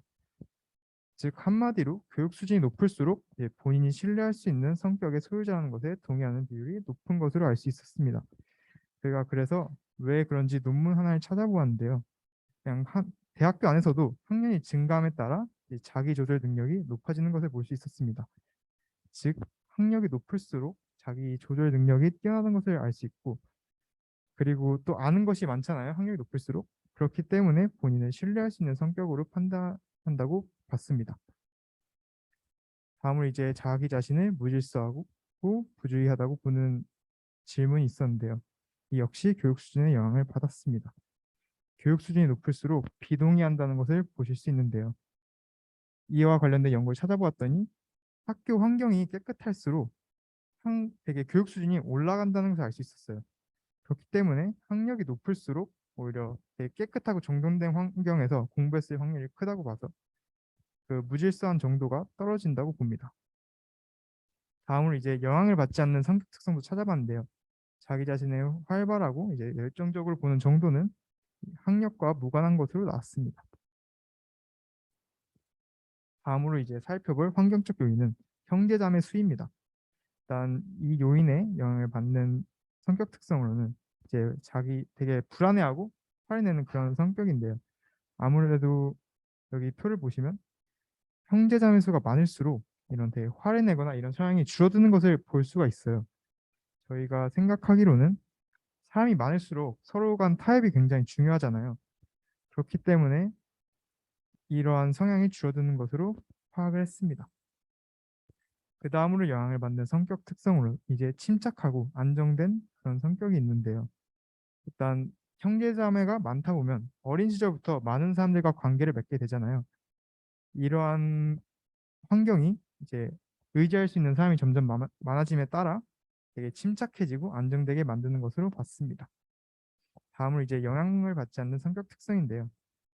이제 되게 보수적이고 창의적이지 않은 이런 성격은 형제자매 수와 관련이 없는 것으로 나타났습니다. 다음으로 혼인 상태인데요. 이제 여기 1번 같은 경우는 이제 결혼 안 한 사람이고 2번은 결혼했고 현재 진행 중인 사람이고 3번 같은 경우는 결혼했으나 현재 이혼한 상태입니다. 일단 저희는 이렇게 1, 2, 3 나눠서 했지만 결혼을 한 사람과 결혼하지 않은 사람 이렇게 두 그룹으로 나눴습니다. 한마디로 1과 2, 3을 나눠서 분석을 해봤습니다. 이 표를 보시면 오히려 그 결혼을 해봤던 사람이 더 외향적인 것으로 나타났습니다. 제가 그래서 논문 하나를 찾아봤을 때 이게 외향성이라는 것이 결혼 만족도에 유의미한 영향을 끼친다고 합니다. 그래서 이런 결과가 나온 것 같습니다. 다음으로 이제 동정심 있고 다정한 그런 성격인데요. 표를 보시면 이제 결혼해본 사람이 안 해본 사람에 비해 동정심이 있고 다정한 것을 알 수 있습니다. 아무래도 결혼이라는 게 공감 능력이 중요하잖아요. 그래서 이런 결과가 나온 것으로 파악했습니다. 네. 다음으로 이제 유년기 거주 지역에 대해 살펴보았는데요. 이것 같은 경우는 그냥 모든 성격 특성에 대해서 무관하게 나왔습니다. 자, 다음으로 이제 저희 아까 살펴본 성격 특성에 대해 개괄적으로 다시 한번 살펴보도록 하겠습니다. 자, 일단 초록색 원 같은 경우는 영향을 미쳤다. 노란색 같은 경우는 영향을 약간 미쳤다. 빨간색 같은 경우는 아예 미치지 않았다라는 것입니다. 일단 외향성 같은 경우는 좀 영향을 받긴 했으나 그다지 두드러지는 거 없었고, 이제 친화성과 성실성 같은 걸 보면 일단 연령에 따른 변화가 뚜렷했고요. 그리고 교육 수준 그리고 혼인 상태에 영향을 받는 것을 알 수 있습니다. 다음으로 이제 신경성과 경험에 대한 개방성인데요. 이제 신경성 같은 경우는 연령에 따른 변화가 뚜렷했고, 경험에 대한 개방성은 연령에 따른 변화가 있긴 있었지만 그다지 뚜렷하지는 않습니다. 그리고 신경성은 교육 수준, 형제자매수, 혼인 상태 모두 영향을 받았고, 경험에 대한 개방성은 이제 교육 수준과 혼인 상태에 영향만 받았습니다. 자, 그래서 이제 결론에 대해 발표하도록 하겠습니다. 일단 저희와 비슷한 연구를 한 프로젝트에 대해 찾아봤습니다. 일단 시간상 간략하게 설명해 드리면 쌍둥이가 있어요. 일란성 쌍둥이와 이란성 쌍둥이가 있는데, 일란성 쌍둥이 같은 경우는 찢어져서 살았어요. 그래서 환경이 다르고 이란성 쌍둥이는 같은 환경에서 자랐어요. 그리고 나서 성격을 비교해 봤더니 일란성 쌍둥이가 다른 환경에서 자랐지만 오히려 더 성격이 비슷했어요. 이걸 보면서 성격에는 유전적 요인이 강하다는 것을 알 수 있습니다. 하지만 이제 저희가 한 가지 더 의문이라기보단 그래도 아까 말씀드렸다시피 환경이라는 요소도 무시 못하잖아요.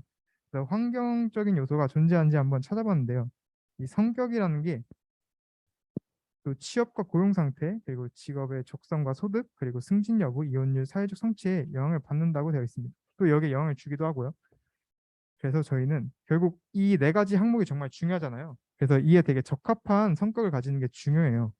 그래서 저희가 내린 결론은 일단 빅5 이런 성격 요소들은 저희 삶에 많은 영향을 주고요. 그리고 분석을 해봤더니 이런 성격이 꼭 유전적인 영향만 받는 게 아니라 환경적인 영향도 받아요. 그렇기 때문에 저희가 아까 네 가지 중에 하고 싶은 목표에 따라 저의 성격을, 환경을 조절해가면서 전략을 잘 세워야 한다는 것을 깨달았습니다. 그 다음으로 한계점인데요. 설문에 응답한 사람들이 아무래도 영어 사이트였거든요. 막 번역 같은 게 없었어요. 그러다 보니 좀 영미 쪽 사람들한테 선정되지 않았나 그런 생각이 있었고요. 그리고 또 이제 결과의 인과관계를 저희가 파악을 못했어요. 그래서 영향을 받았다는 그 방향이 저희가 잘못되게 해석할 수도 있었다는 것이 한계점이었습니다. 그리고 이제 시간 관계상 이제 저희가 논문 말고 그냥 주관적인 설명 같은 것도 담았는데 그런 것도 아셨습니다. 자, 다음은 저희의 출점의 참고 자료고요. 네, 그럼 여기서 발표를 마무리하도록 하겠습니다. 감사합니다.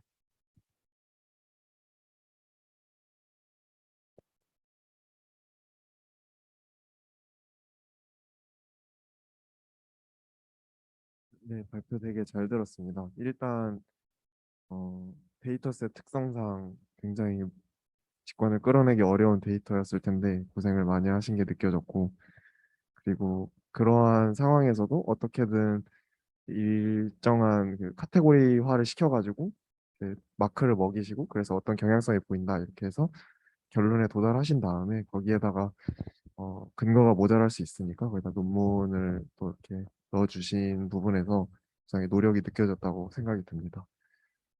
저는 이제 아까 그 표에서 이렇게 파란색, 노란색, 빨간색 이렇게 먹여주신 부분에서 그게 조금 더 뭔가 어떤 정리를 하면은 더 잘 보일 수 있게 되지 않을까라는 생각이 들긴 하는데, 저 정도면 충분히 잘 보였다는 생각도 들어서 발표 잘 들은 것 같습니다. 감사합니다. 네, 되게 발표 재밌게 잘 들었습니다. 저는 아까 재용님께서 말씀해주신 것처럼 어떤 선행 연구를 활용을 하셔서 최대한 좀 보조 자료로 활용을 하셨던 부분이 되게 좋았던 것 같고요. 그리고 이거는 제 개인적인 생각일 수도 있지만 이제 아까 한계점의 인과관계를 보이지 못하셨다고 말씀하셨는데, 이제 제가 이해한 바로는 사회과학에서 인과관계를 분석한다는 게 굉장히 어려운 영역이라고 알고 있어서 생각에는 경향성을 발견하신 것만으로도 충분히 컨트리뷰션이 있다고 저는 생각이 들고 있습니다. 그래서 되게 좋았던 것 같고, 한 가지 조금 제가 의아했던 부분은 사실 이게 제 개인적인 경험이지만 제 주변의 친구 중에 이제 본인이 좋아하는 MBTI가 있어서 그걸 유도해서 이제 답변을 하는 친구가 있었는데, 이제 그래서 어떻게 보면 교육 수준에서 지금 발견하신 패턴들이 제가 느끼기엔 굉장히 이제 모든 사람들이 긍정적으로 생각할 만한 패턴이 있는 것 같아서 어떻게 보면은 교육 수준이 높은 사람들이 좀 그런 쪽으로 유도해서 답변을 했을 수도 있겠다라는 생각이 들었고, 그건 어떻게 보면은 다른 방면으로 생각을 해봤을 때 그런 검사 자체가 조금 그런 유도가 굉장히 용이한 측면이 있을 수도 있다라는 쪽으로도 해석이 가능한 것 같아서 저는 그런 부분에 대해서 좀 생각이 들었던 것 같습니다. 네. 그래서 되게 좋은 발표해 주셔서 감사합니다. 아, 네. 우선 이거 서베이 데이터잖아요. 네. 그래서 이 서베이 데이터의 이제 가장 큰 이슈 중에 하나가 이제 결측치가 굉장히 많잖아요. 왜냐면은 사람들이 사실 이게 기본적으로 당연히 응답률이 높지가 않으니까. 근데 이 데이터 같은 경우는 지금 아예 결측치가 처리가 돼서 이렇게 주어진 그런 형태인 건가요? 아, 그러면은 혹시 그 데이터 사이즈가 삭제한 다음에 어느 정도 되는 거예요? 아, 네. 그러니까 이런 서베이 데이터 같은 경우는 그 결측치가 너무 많아서 사실 이제 저희 과에서도 임종호 교수님이 하시는 게 이런 서베이 데이터에서 결측치 처리하시는 거잖아요. 그 미싱 데이터 임피테이션 하시는 건데 그 부분을 조금 더 맨 처음에 이제 데이터의 특징에서 좀 설명해 주셨으면 좋았을 것 같아요. 네. 그리고 이제 분석 결과에 대한 어떤 이런 원인, Y를 탐구하시는 과정에서 되게 많은 레퍼런스도 참고하시고 하셔가지고 정말 네, 되게 감탄을 했고요. 한 가지 이건 마이너한 부분이긴 한데 일단 전체적으로 PPT에 좀 너무 글이 많은 것 같아요.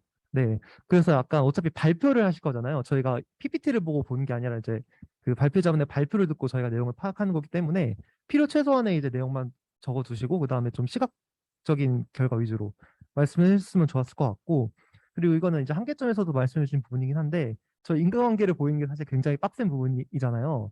네. 그래서 이제 아까 말씀해주신 이제 뭐 물론 잘 짚어주시긴 했는데 이제 교육 수준에서 뭐 교육 수준이 높을수록 이제 뭐 무질서하거나 부주의한 경우가 낮아진다 뭐 이런 경우도 사실 이런 어떤 교육 수준 그러니까 사실 지금 보신 거는 교육 수준이랑 어떤 그런 무질서한 뭐 성격 이런 거 두 변수 간의 관계를 보신 건데 이 변수 사이에 어떤 그런 그러니까 무질서한 집단 그러니까 교육 수준이 낮은 집단과 교육 수준이 높은 집단이 있으면은 그 두 집단 간에 어떤 평균적인 경향성이 비슷하지 않잖아요. 왜냐하면은 많은 잠복 변수일 수도 있고 대표적으로 이제 제가 직관적으로 생각해 볼 수 있는 부분은 뭐 교육 수준이 높다는 건 어느 정도 경제력이 조금 더 높을 것 같거든요. 제가 볼 때 낮은 집단에 비해서. 그래서 이제 그런 외부 어떤 요인에 비해서 통계학에서는 이걸 공별량이라고 그러는데 이런 공별량들에 의해서 이제 그런 결과 자체가 좀 트렌드가 바뀔 수 있기 때문에 아마 선행 연구 같은 데에서는 이제 그런 어떤 이런 관찰 연구 데이터를 바탕으로 인과관계를 추론할 수 있는 그런 모델들이 있어요. 그래서 그런 걸 바탕으로 아마 저런 결론을 도출하지 않았나라는 생각이 듭니다. 네, 그래서 이상입니다. 감사합니다.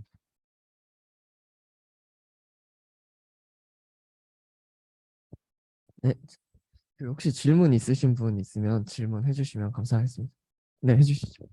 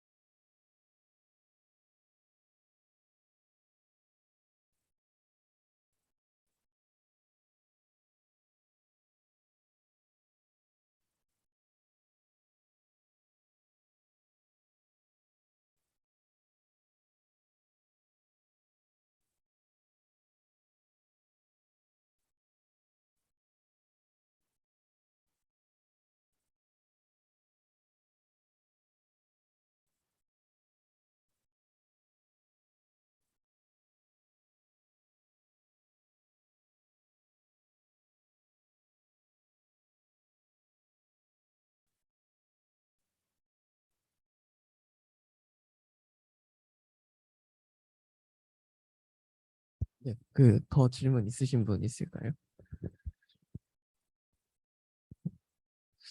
네, 그러면 발표해 주셔서 감사합니다. 마지막 주 하면 될 것 같습니다.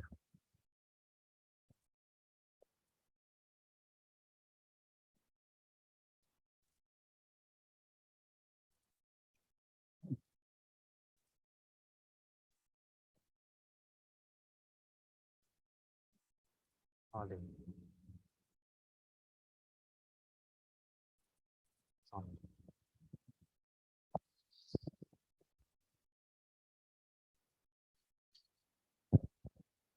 아, 네, 안녕하세요. EDA 3조 발표를 맡은 8기 도승범이라고 합니다. 네, 본 발표는 강건우, 김찬영, 송규환, 조찬영하고가 함께 만드는 데 고생해 주셨습니다. 저희는 저소득층의 신용카드 연체율 결정 요인 분석이라는 주제로 EDA를 진행하였습니다. 목차를 설명드리면 먼저 저희가 사용한 데이터에 대해서 말씀드리고 저희 연구 동기를 설명드린 후 저소득계층의 신용등급을 결정하는 요인들에 대한 몇 가지 핵심적인 분석 내용을 전해드리겠습니다. 그리고 이 중에서 저소득계층 중에서 특히 신용등급이 좋지 않았던 저희는 이들을 과소비 집단으로 명명했는데요. 이들의 인구 통계학적인 특징을 살펴보고 이를 토대로 결론까지 전해드리도록 하겠습니다. 먼저 저희가 사용한 데이터에 대해서 말씀드리겠습니다.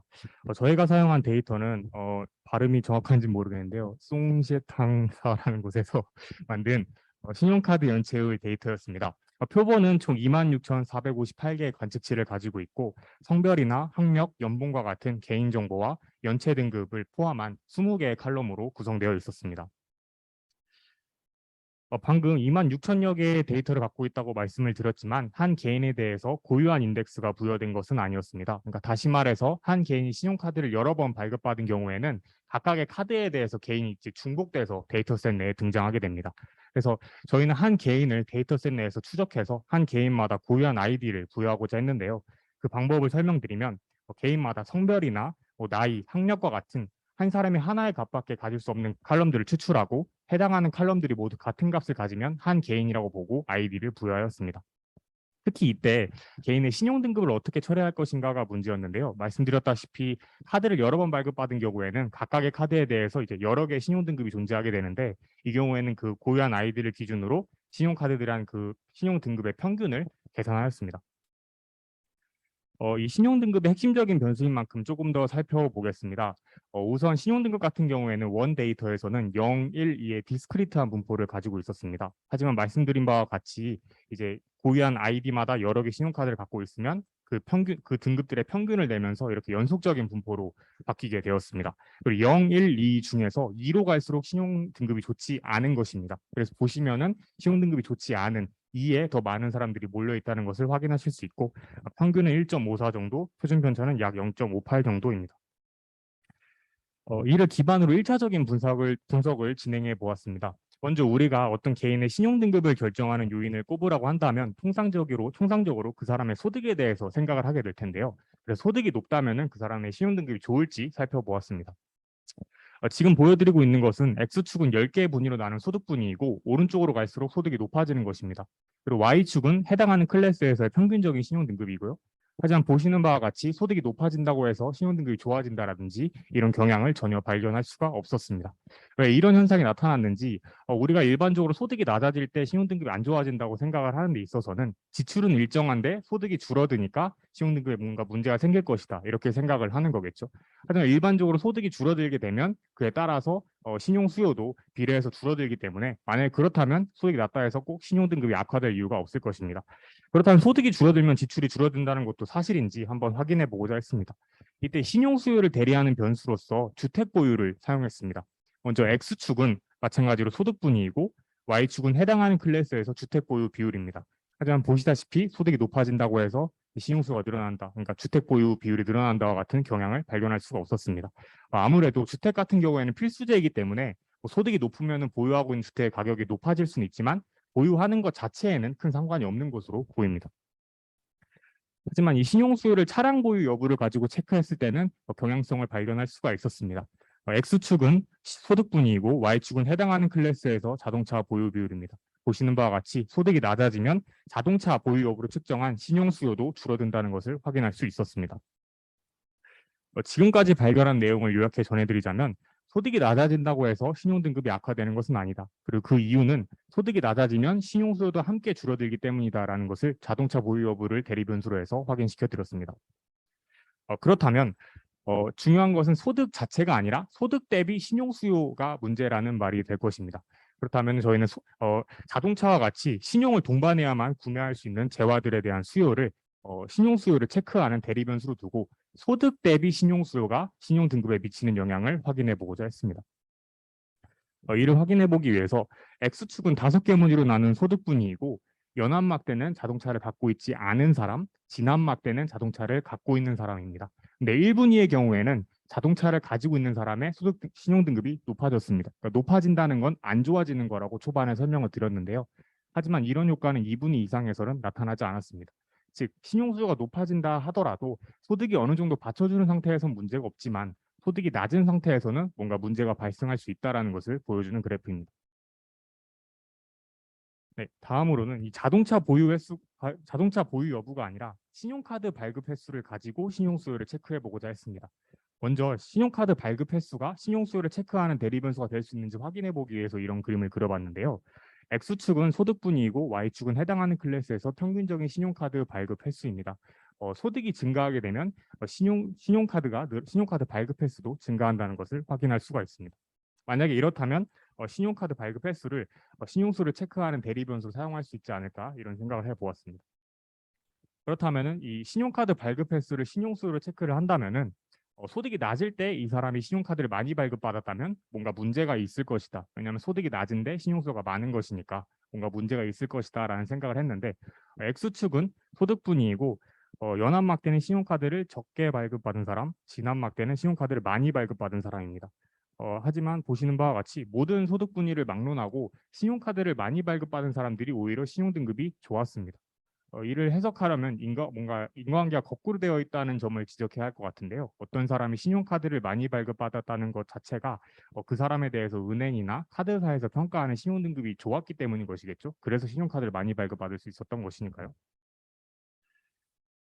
다음으로는 이제 소득 대비 신용 수요라는 변수에서 벗어나가지고 저소득계층 내에서 저소득계층의 소득 형태가 신용 등급에 미치는 영향을 확인해 보고자 했습니다.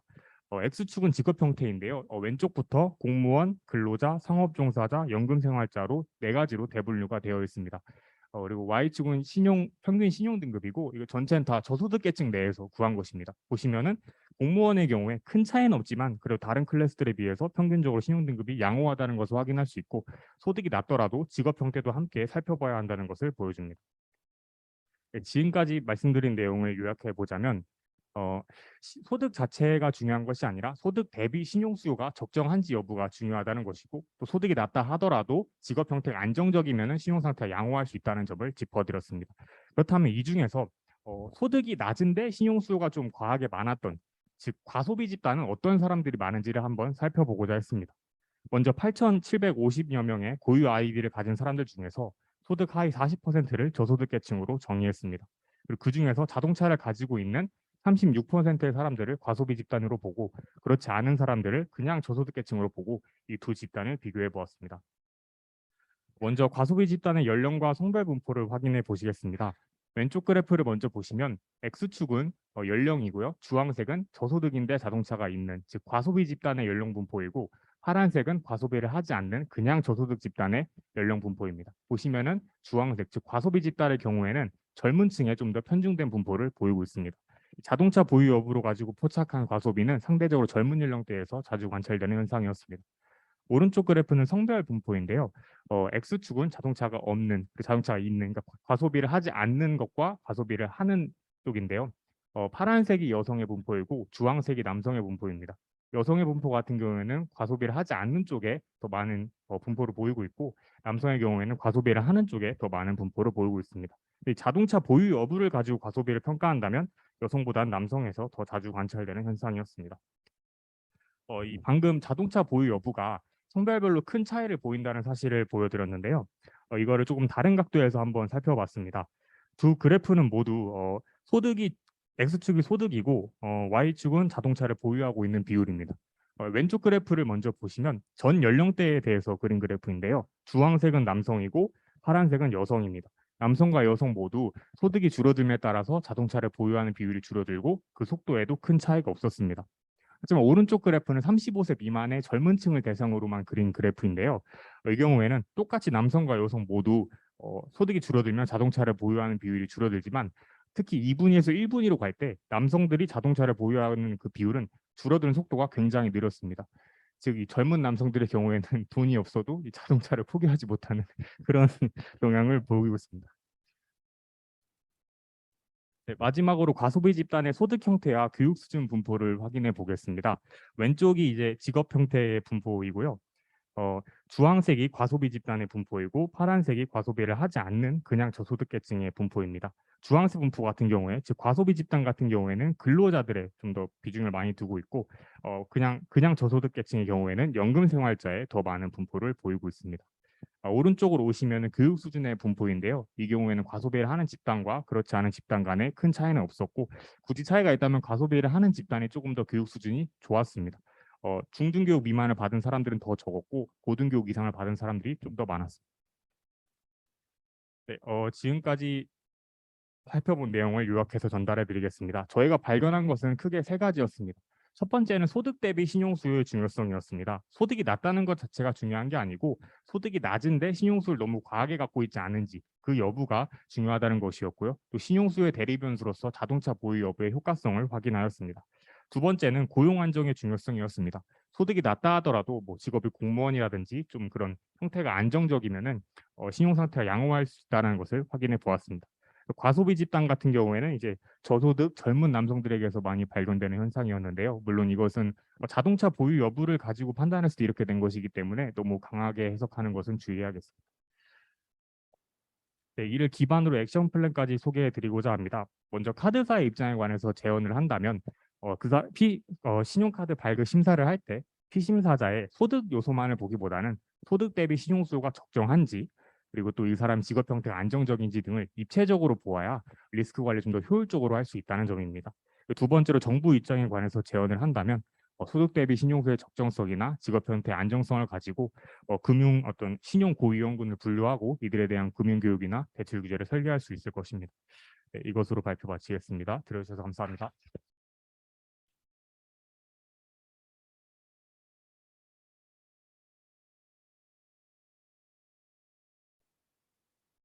네. 일단은 앞부분부터 사례대로 말씀을 드리면은 일단은 전체적으로 그 발표 구성 너무 좋았고 정말 설명도 되게 깔끔하게 잘 해주신 것 같아서 정말 잘 들었습니다.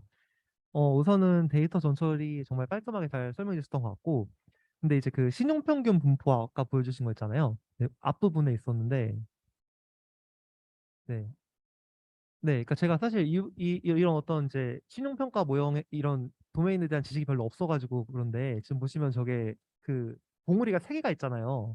근데 저런 식의 분포가 사실 통계학에서는 일반적이진 않은 분포인데 뭔가 저렇게 올라가는 부분이 세 개가 있다가 내려가는 거는 뭔가 저 지점에서 뭔가 특징이 있지 않았을까라는 생각이 들어서 그 부분에 대한 설명이 조금 있었으면은 네, 듣는 입장에서 훨씬 좋았을 것 같다는 생각이 들고요. 그다음에 그 뒤에 이제 분석 결과 보신 거 보여주신 거 있잖아요. 네, 그 그래프, 네, 네. 그러니까 이런 그래프들을 보시면은 그 대체적으로 제가 좀 느끼기에는 트렌드가 좀 미미한 것 같아요. 네, 뒤에도 또 넘겨주실 수 있나요? 네, 이런 이제 쭉 넘겨주시면은 네, 이런 거는 좀 명확한데 그 네, 이런 거 있잖아요. 사실 저것도 첫 번째 그 표시해 주신 그래프를 봤을 때 0보다는 1인 거기서 더 그래프가 높은데 저게 한 0.1 정도 차이가 나는 것 같은데 저게 이런 어떤 신용 평가와 관련된 거에서는 유의미한 상승량이라고 할 수 있나요?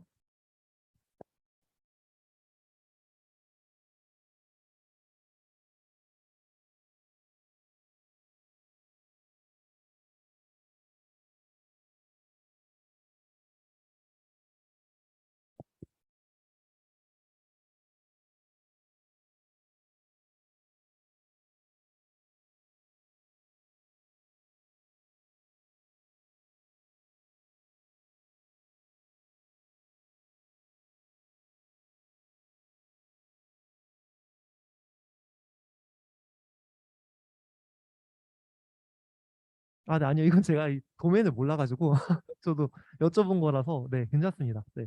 그렇고 그 이제 이것도 사소한 부분이긴 한데요. 그 21페이지 보시면은 아까 제가 앞 팀한테도 말씀드렸던 건데 저게 지금 오른쪽 그래프 같은 경우는 probability of 뭐죠? 오닝 카인가요? 그러니까 저기 확률이면은 범위가 0에서부터 1 사이로 고정을 시켜 저기 아마 매플러 라이브러리로 그린 것 같은데 while님 0부터 1 해가지고 지정해 주시면은 저게 조금 더 공평한 비교가 될 것 같습니다. 네. 네, 저는 이상입니다. 네. 너무 발표 잘 들었습니다. 되게 데이터가 굉장히 어려우셨을 것 같은데 되게 좋은 인사이트를 많이 도출해 주셔서 되게 좋았던 것 같고요. 그리고 단순히 그냥 소득이 문제가 아니라 어떻게 지출을 하는지가 되게 중요한 것 같다라고 포인트가 되게 직관적으로 되게 좋았던 것 같아서 그 부분이 되게 좋았던 것 같습니다. 그리고 몇 가지 드리고 싶은 말씀이 지금 아까 발플럭 같은 경우에 조금 강조하고 싶으신 부분이 있잖아요. 여기서 그런 경우 이제 저 같은 경우는 약간 꼼수를 써서 이제 인터벌을 1.4와 1.6으로 주민을 하면은 이제 다른 애들은 그래도 여전히 평평한데 저 부분은 조금 차이가 좀 더 두드러 보이는 경향성이 있는데 이거는 실제로 많이들 사용하는 테크닉으로 저는 알고 있습니다. 그래서 그런 부분에 있어서 좀 더 말씀하시고자 하는 말을 강조할 수 있을 것 같고요.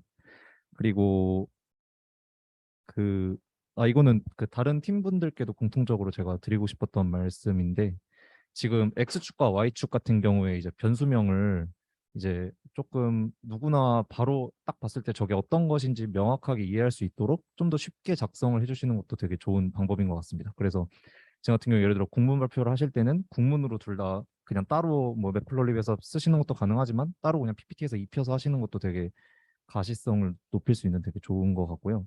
마지막으로는 이제 플롯을 아까 히스토그램을 두 개를 겹쳐서 그리신 부분에서 만약 가능하다면 이거를 그냥 발플럿 형식으로 두 개를 따로따로 그려서 좀 더 잘 차이가 두드러지게끔 보이는 것도 좋은 테크닉이 되는 것 같습니다. 그래서 제가 드리고 싶은 코멘트는 여기까지고 발표 되게 잘 들었습니다. 감사합니다. 네, 저도 발표 되게 잘 들었고요. 그 발표가 흐름이 엄청 깔끔해가지고 딱딱딱 떨어지게 이게 목차도 되게 잘 돼 있어서 듣기가 되게 편했습니다. 저도 마찬가지로 아까 앞선 두 분이 말씀하셨던 것처럼 사실 그 바플랏이 되게 좀 불편했거든요.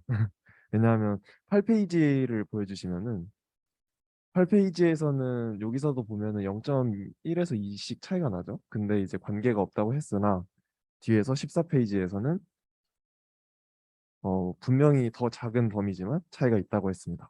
그래서 이 부분은 조금 문제가 있지 않았나. 물론 이제 오른쪽에 경향성이 없었으니까 그래서 저는 사실 제가 이 도메인을 잘 몰라서 이게 근거가 다른 게 더 있나 혹시 여쭤보고 싶긴 했거든요. 혹시 근거가 추가적으로 있었나요? 네. 네, 그래서 그 정도가 제 코멘트고 그리고 이제 전반적으로 저 앞선 분들의 발표에서도 보면은 이제 그 그림 도표들이 라벨이 되게 작아요. 그래서 이걸 팁을 드리자면은 매트플랜 라이브러리에서 PDF로 저장을 하신 다음에 저희 어도비 PDF에서 그 연대 학생 그거 되잖아요. 편집 되잖아요. 그거 편집하셔서 클릭한 다음에 글자 수 크기 키우고 한글로 입력하면은 그대로 키워지거든요. 그래서 그렇게 해가지고 저장해가지고 PDF로 씌우시면은 훨씬 더 예쁘게 나올 것 같습니다. 네, 이상입니다.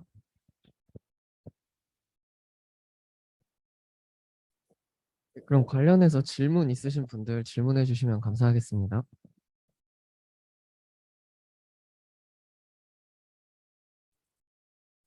네, 없는 것 같아서 그 발표해 주셔서 정말 감사드립니다.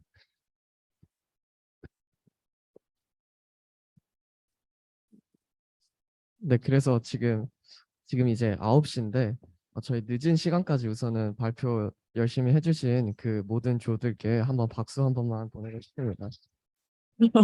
아, 그리고 그 늦은 시간까지 저희 그 피드백 해주신 선배님들도 정말 감사드립니다. 그래서 혹시 관련해서 그 혹시 총평이나 이런 거 있으신지 궁금합니다. 총평 있으신가요? 네. 안녕하세요. 저희는 4기로 저희 셋도 운영진으로 활동을 했었는데 이제 좀 객관적으로 말씀을 드리면은 저희 때보다 훨씬 잘하시는 것 같습니다.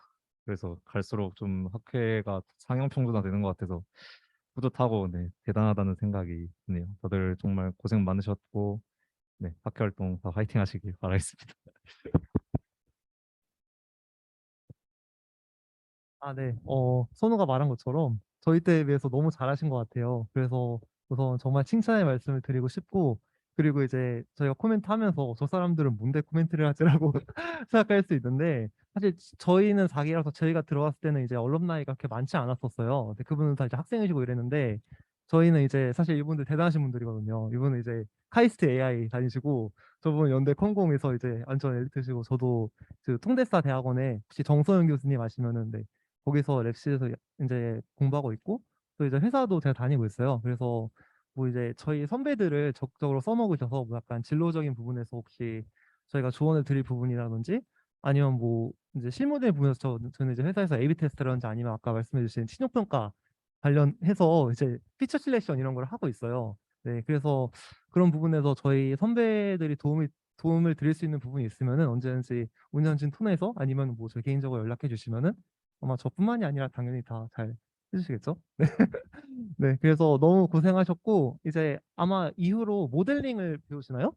네, 그래서 아까 사실 그 이제 모델 사실 이 어떤 데이터 분석의 핵심은 사실 저희 모델링이잖아요. 이렇게 이런 정성적인 분석도 중요하지만 구체적인 어떤 통계 모형이나 알고리즘적인 모형을 통해서 결과를 도출하시는 부분에서도 아마 훨씬 더 배우시는 게 많을 거기 때문에 네, 이제 앞으로도 정말 빡세시겠지만 열심히 하시고 네, 늦은 시간까지 특히 대원까지 올라오셔가지고 정말 좋은 퀄리티 있는 발표를 해주셔서 정말 감사하고 저희도 많이 배워갑니다. 네, 고생하셨습니다.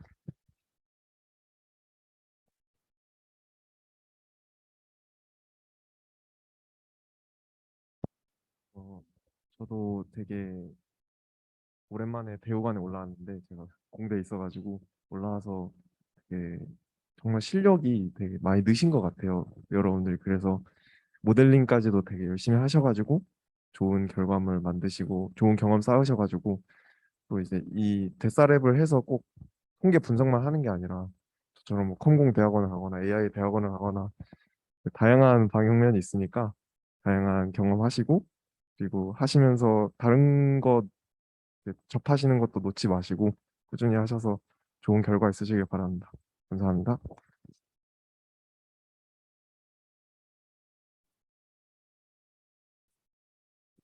이제 그 마치도록 할 텐데 마치기 전에 그 저도 그 한마디만 하자면 그 아마 저희가 이제 운영진이 이번에 7기로 바뀌면서 좀 많이 더 개선하고자 해가지고 이전 거를 많이 갈아엎는 과정에서 조금 저희가 미숙한 부분도 있고 그 처음부터 프로젝트를 진행한다는 게 저희가 사실 아무런 사전 지식을 드리지 않은 상태에서 프로젝트를 진행을 하고 이제 학교에 들어오신 지 3주 만에 이제 프로젝트를 하신 거잖아요.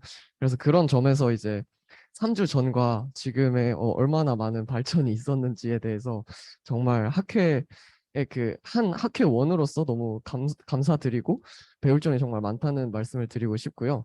그리고 이제 그냥 제 총평 하나는 그 모든 프로젝트들이 주제가 일관적으로 통일돼 가지고 결론을 말하고자 하는 바를 관철했다는 점에서 정말 좋은 프로젝트가 아니었나라고 싶습니다.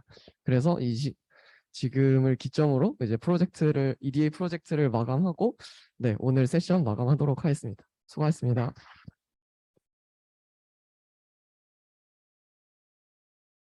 네, 그럼 가주셔도 됩니다. 아, 네네네. 아, 네. 그 저희 프로젝트 끝난 기념으로 사진 앞에서 한번 찍고 가면 좋을 것 같습니다.